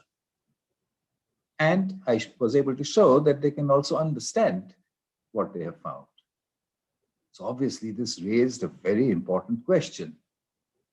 Are you trying to say that teachers are not required? And for decades, this question has been chasing me, saying, oh, you're trying to say that teachers are not required, which, by the way, is absolutely not what I'm trying to say. All that I'm trying to say is that do not teach a learner what the learner can learn by themselves. That's all. That's all I'm trying to say. So teach them what they cannot learn by themselves. So in the system that is now called self-organized learning environments, SOLE, S-O-L-E, the idea is that you take a group of children, you give them very few computers, just one or two, because otherwise they won't form groups, and forming groups is very important. And then you ask them a question, and you might say, well, where does the teacher come into the picture? But who makes the question? If you leave the children to simply work out the questions for themselves, then they will make a very limited set of questions. The teacher's job is to convert the curriculum into a whole set of interesting questions, questions that will grab the attention of the children. And they don't have to be complicated questions. They can be simple questions. For example, take biology or physiology. In a class in England, a class full of 9-year-olds, I once had made a question. I said, what will happen if you don't cut your nails? So all the children said, oh, the nails will grow. And I said, well, and how long will they grow? So they said, they will grow very long. I said, how long? Will they grow so big that they'll go out of the window? And then the children said, no, not that long. They'll grow very long, but not that long. I said, that's very strange. So I have a question. Why do nails keep growing for some time? And then why do they stop growing? And the children said, well, what's the answer? And I said, quite honestly, I don't know. I don't know the answer. And then what followed was a pretty complex lesson on physiology, which the children taught themselves off the internet. It involved evolution, it involves adaptation, it involved survival. The teacher and I just stood there with our mouths open, observing this self-organized learning. This is the world we are in. And in this world, COVID can do nothing to that system. It's a question of setting it up correctly. So I'll leave it at that with a long answer to your short question, that groups of learners can learn off the internet by themselves if they have a good enough reason. The teacher is the person who gives them that good enough reason. Thanks very much. That was very, very innovative answer. Very, very innovative learning strategy, actually, moving out of that more than the teaching strategy, where the teacher and the pupil learn together as a nucleus of the learning strategy. Coming to Professor Khosla, of course, you had a huge experience in education, in computing, and of course, in the overall grooming and educational system over the years. So what's your take on this? How empowered your teachers are, our teachers are, and when I'm saying our teachers, I'm also talking about Indian perspective as well, and how we can really motivate them to innovate and come to more of a learning strategy, as Professor Mitra said. So I think we need to go back and analyze what Professor Mitra said. He said students can learn on their own if they're asked the right question and if they are motivated. And I think the second part one cannot discount the importance of the second part, because it's not obvious to know what it means to be motivated. When you are sitting in a classroom with other students and you're supposed to be at school between like 9 a.m. and 4 p.m., you are forced in a certain mode of action. So you're forced to be motivated by the people around you.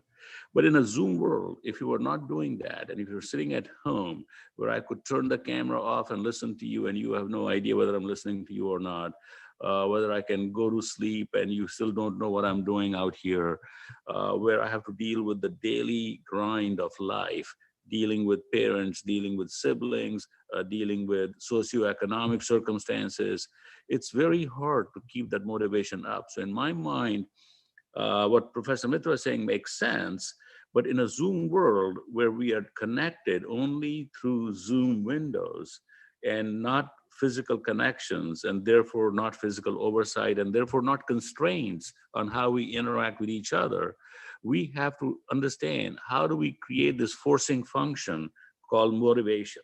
Because once we can create that forcing function, that force field, then I can see what Professor Mitra says makes complete sense to me, because people will learn. People are curious by nature, right? That is the whole history of humanity. I mean, we would not invent tools if we were not curious by nature. Problem solving, curiosity, project-based learning, that's what we are all about. But my concern mainly is creating that force field called motivation and focus in a Zoom world where there is no physical touch, no physical forcing function. Absolutely, I fully agree with you as well. And just taking that question to Professor Mitra, you have worked with many kids in all over the world, and many people, students, and it is actually a big concern we are seeing among the students sitting in a chair in front of a computer and on a screen from 9 in the morning till 6 in the evening, and that's their world day in, day out. No social experience, as Professor Koshla said in his initial words, and there is a very, very huge kind of disinterest. It is not getting inspiring anymore, however inspirational that teachers are. And of course, we all understand the reason that people are unwilling to go out. But in the next normal, as Professor Koshla said, the street smart Zoom student, if I can make it into one quote, what are you looking at? Are we producing the students who are going to be only the Zoom learners, or Zoom educated with no social skills, or in subjects where you need to really go in practical? Like I'm in hospitality, but we need to teach the student the social skills more than anything else. We need to teach them culinary skills, or somebody in design, fine arts. So what do you think about it, Professor Mitra, with your huge experience? Well, firstly, I have to tell you that I agree entirely with this problem. I've seen it across the continents. And you know, what is interesting is that it is even more intense in the developed economies, this whole thing about disengagement. Mm-hmm. Teacher after teacher will tell me, yes, Professor Mitra, we agree with you that, yes, if they are engaged, then they can do miracles by themselves. But the problem is, how do you get them engaged? So I started looking at students everywhere, all over the world. And I found a couple of important, interesting things. First of all, if the students are relatively poor, they are willing to work a little bit harder. I know it's a sweeping kind of generalization to make, and you could say, well, not under every circumstance and so on and so forth. But in general, I think for people in India, they will immediately understand that when the mother says, look, if you pay attention and if you do well, we will live a little bit better. That's a powerful impetus.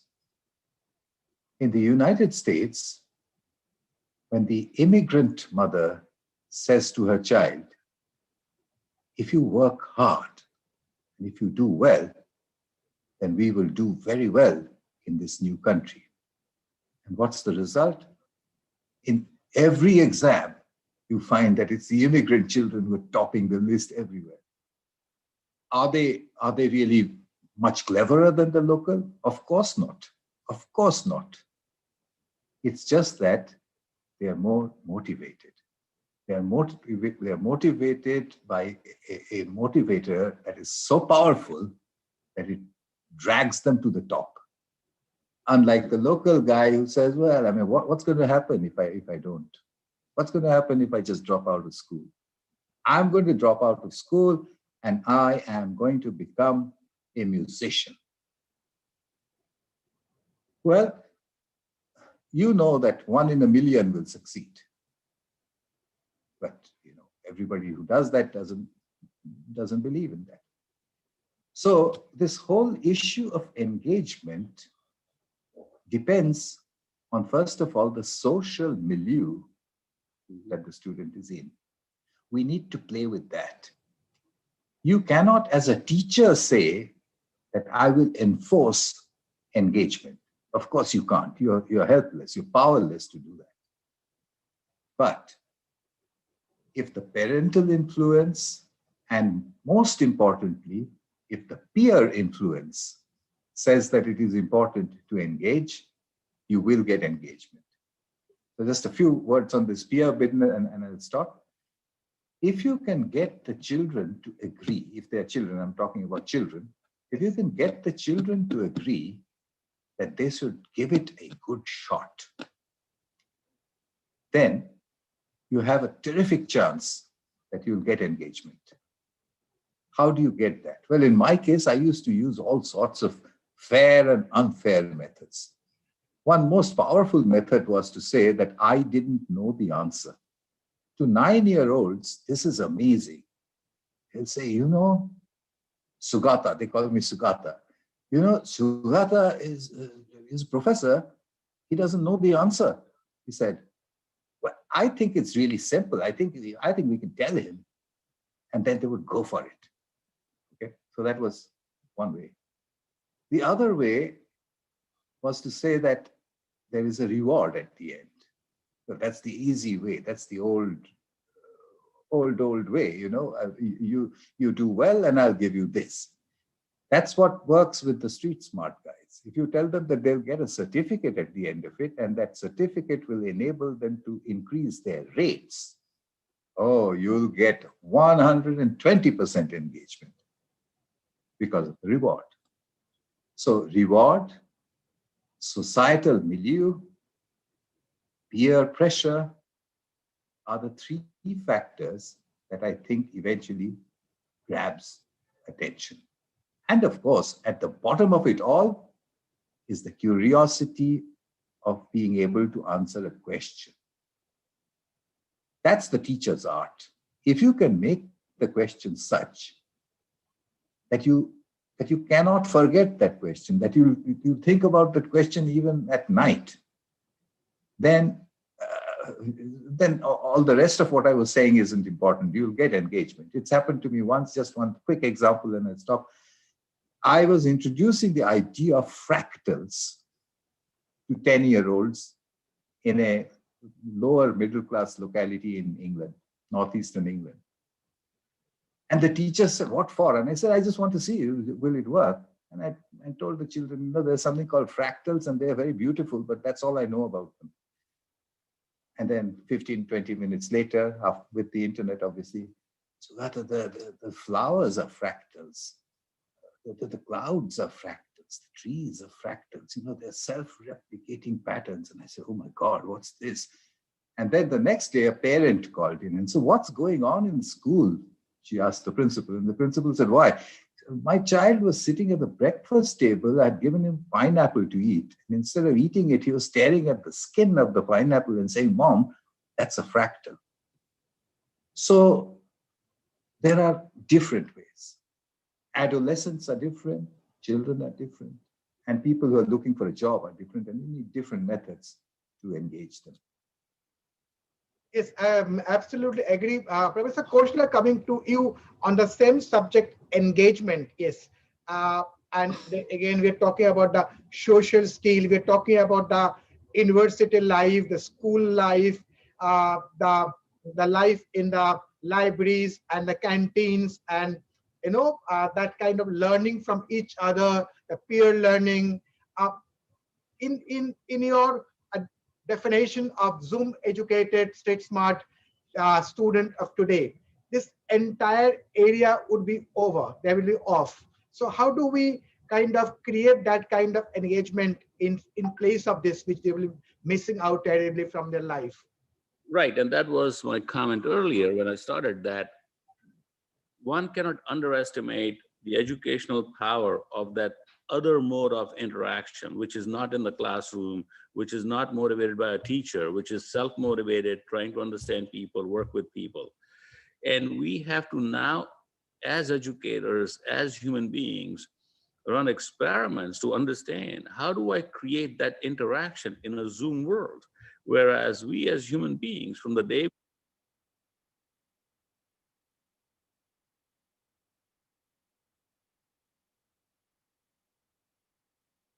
the mother doesn't touch the child versus the mother touches the child, the development stages are very different. Physical touching is really important in the human developmental phase. So I can see that happening at the family level, but I can tell you the same happens when you grow up.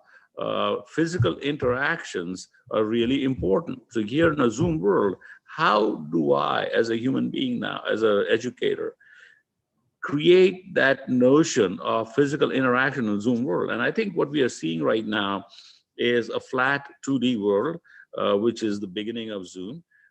We are going to go into 3D very soon with 3D displays.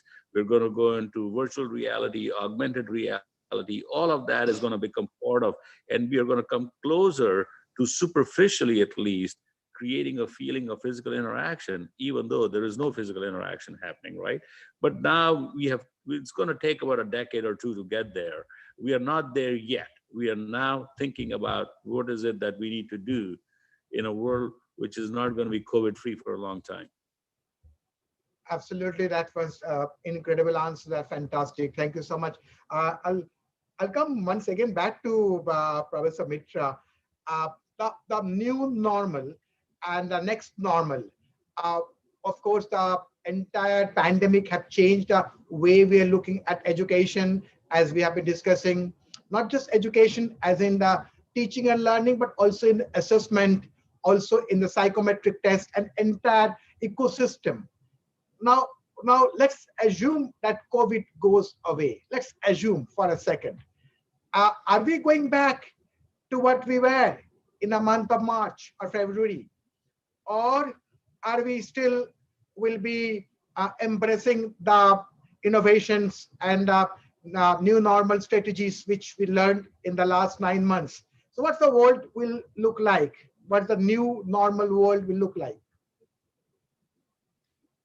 Well, you asked me to do the impossible. I mean, predict March. I mean, I can't even predict, 25th of December by now. So, but yes, I can approach that problem from another point of view that might maybe it will help. Why don't we look at something where teaching and learning happens in an entirely different way? Not a question of COVID or normal or not, but something where it just doesn't work the way it works for the rest of us. And I'll tell you where. Suppose for a moment that you're a young man or woman and you want to learn how to write an app, how to make an app for a phone. Well, where will you start? Will you go to a bookshop? That's useless. Any book on writing an app is obsolete by the time it gets off the press. The subject changes so fast. So what will you do? Will you go to the university?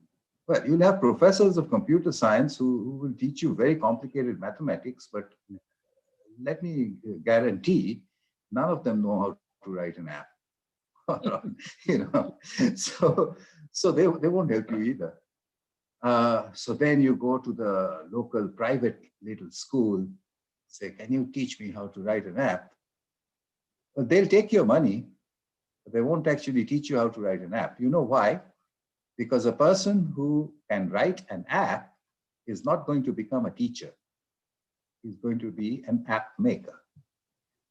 So you don't get teachers, you don't get books, you don't get professors, you don't get courses. So how do you learn how to write an app? Well, there's only one way. Get on the internet. Go to Google and say, teach me how to write an app. Google will take you to a video here, a video there. Finally, somebody will say, well, write these 5 lines of code and see if it works on your phone. You try that. And then you suddenly realize that there is a huge network of people like yourself on the internet, thousands and thousands of them. They're all learning how to write an app, and they're talking to each other. So when you say, I tried this and it didn't work, back comes an answer, maybe from Guatemala or something like that. Yes, I had that problem last week. Here is what you have to do to get rid of it. They don't know any theory. They just know how to make it work. I guarantee you, within 2 weeks, you will write your first app and it will be working just fine. You won't know anything about the theory behind it. You will just be a street smart app writer. Excellent. Quickly, since we're running out of time, quickly I come to Professor Khoshla on this. So all these huge universities are in the best of the locations, whether in US or Europe, which I mean, thousands of billions of dollars been invested in terms of building infrastructure and everything else. So will this entire physicalness or the physical infrastructure, if you can say, become to some extent redundant? So let me answer that in a second. But before I answer that, I want to get back to Professor Mitra. I think we've been confusing the use of the word street smart.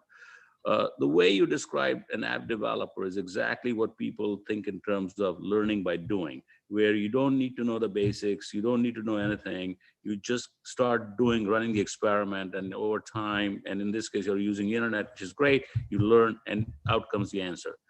Street smart, Professor Mitra, to me means something else. Street smart in what they call chalu.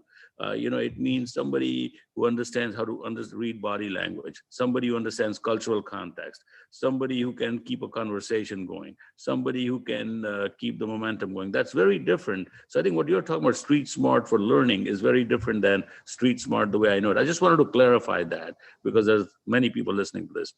Okay, so physicality of the next of the world. I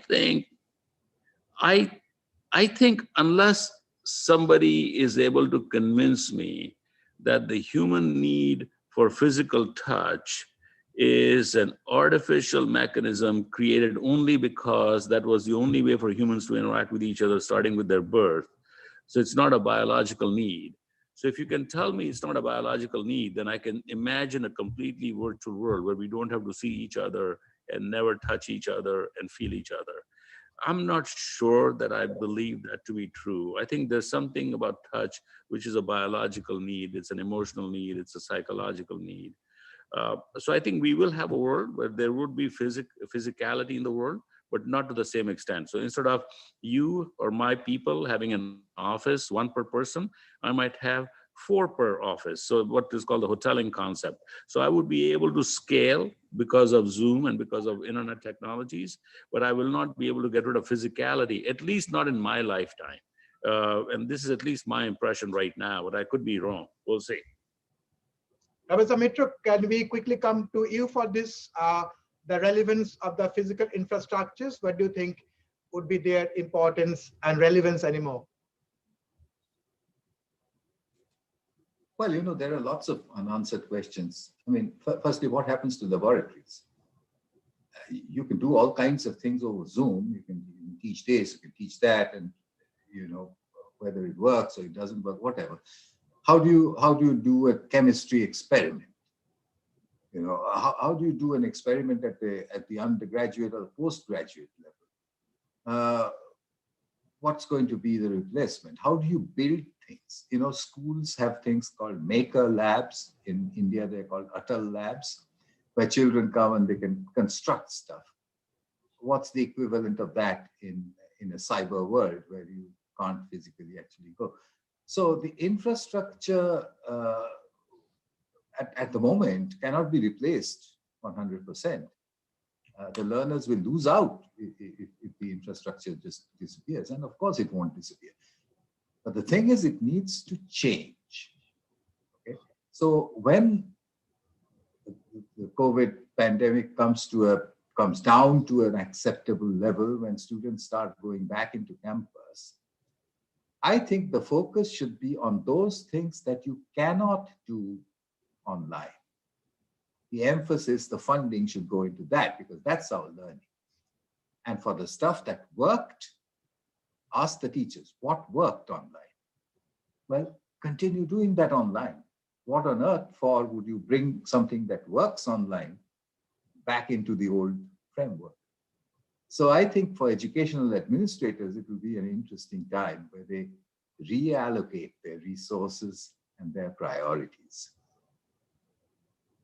Excellent. I'll go to Raki, who had been keeping the questions from the audience. Raki.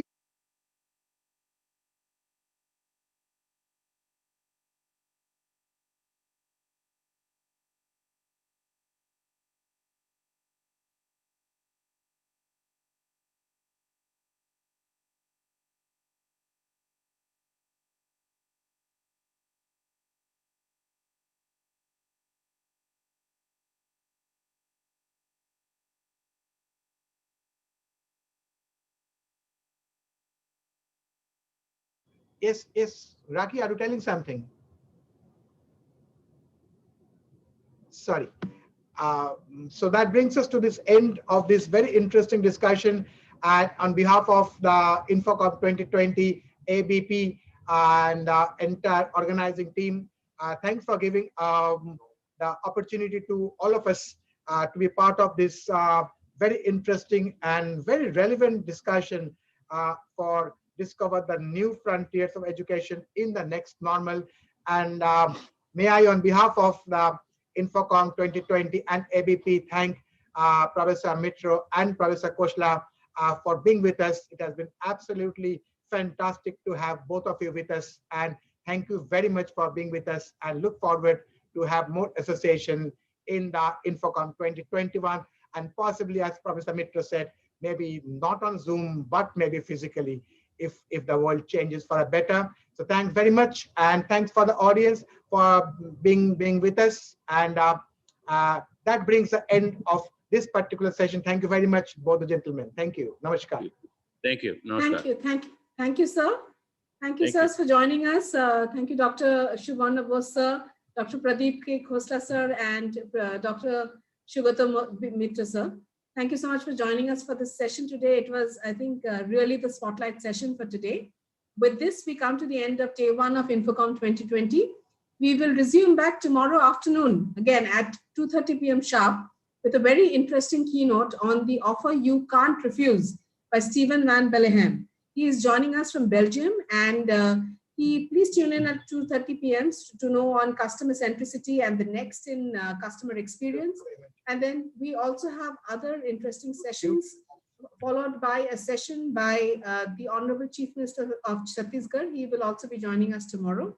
And most importantly, there's a very exciting spotlight session on healthcare tomorrow evening on the COVID-19 vaccine, the race to it, and what is the next in global healthcare system. So anyway, we're wrapping up for today. So thank you everyone for joining us today. Have a good evening, and we'll see you tomorrow afternoon at 2:30 p.m. Have a good evening. Bye.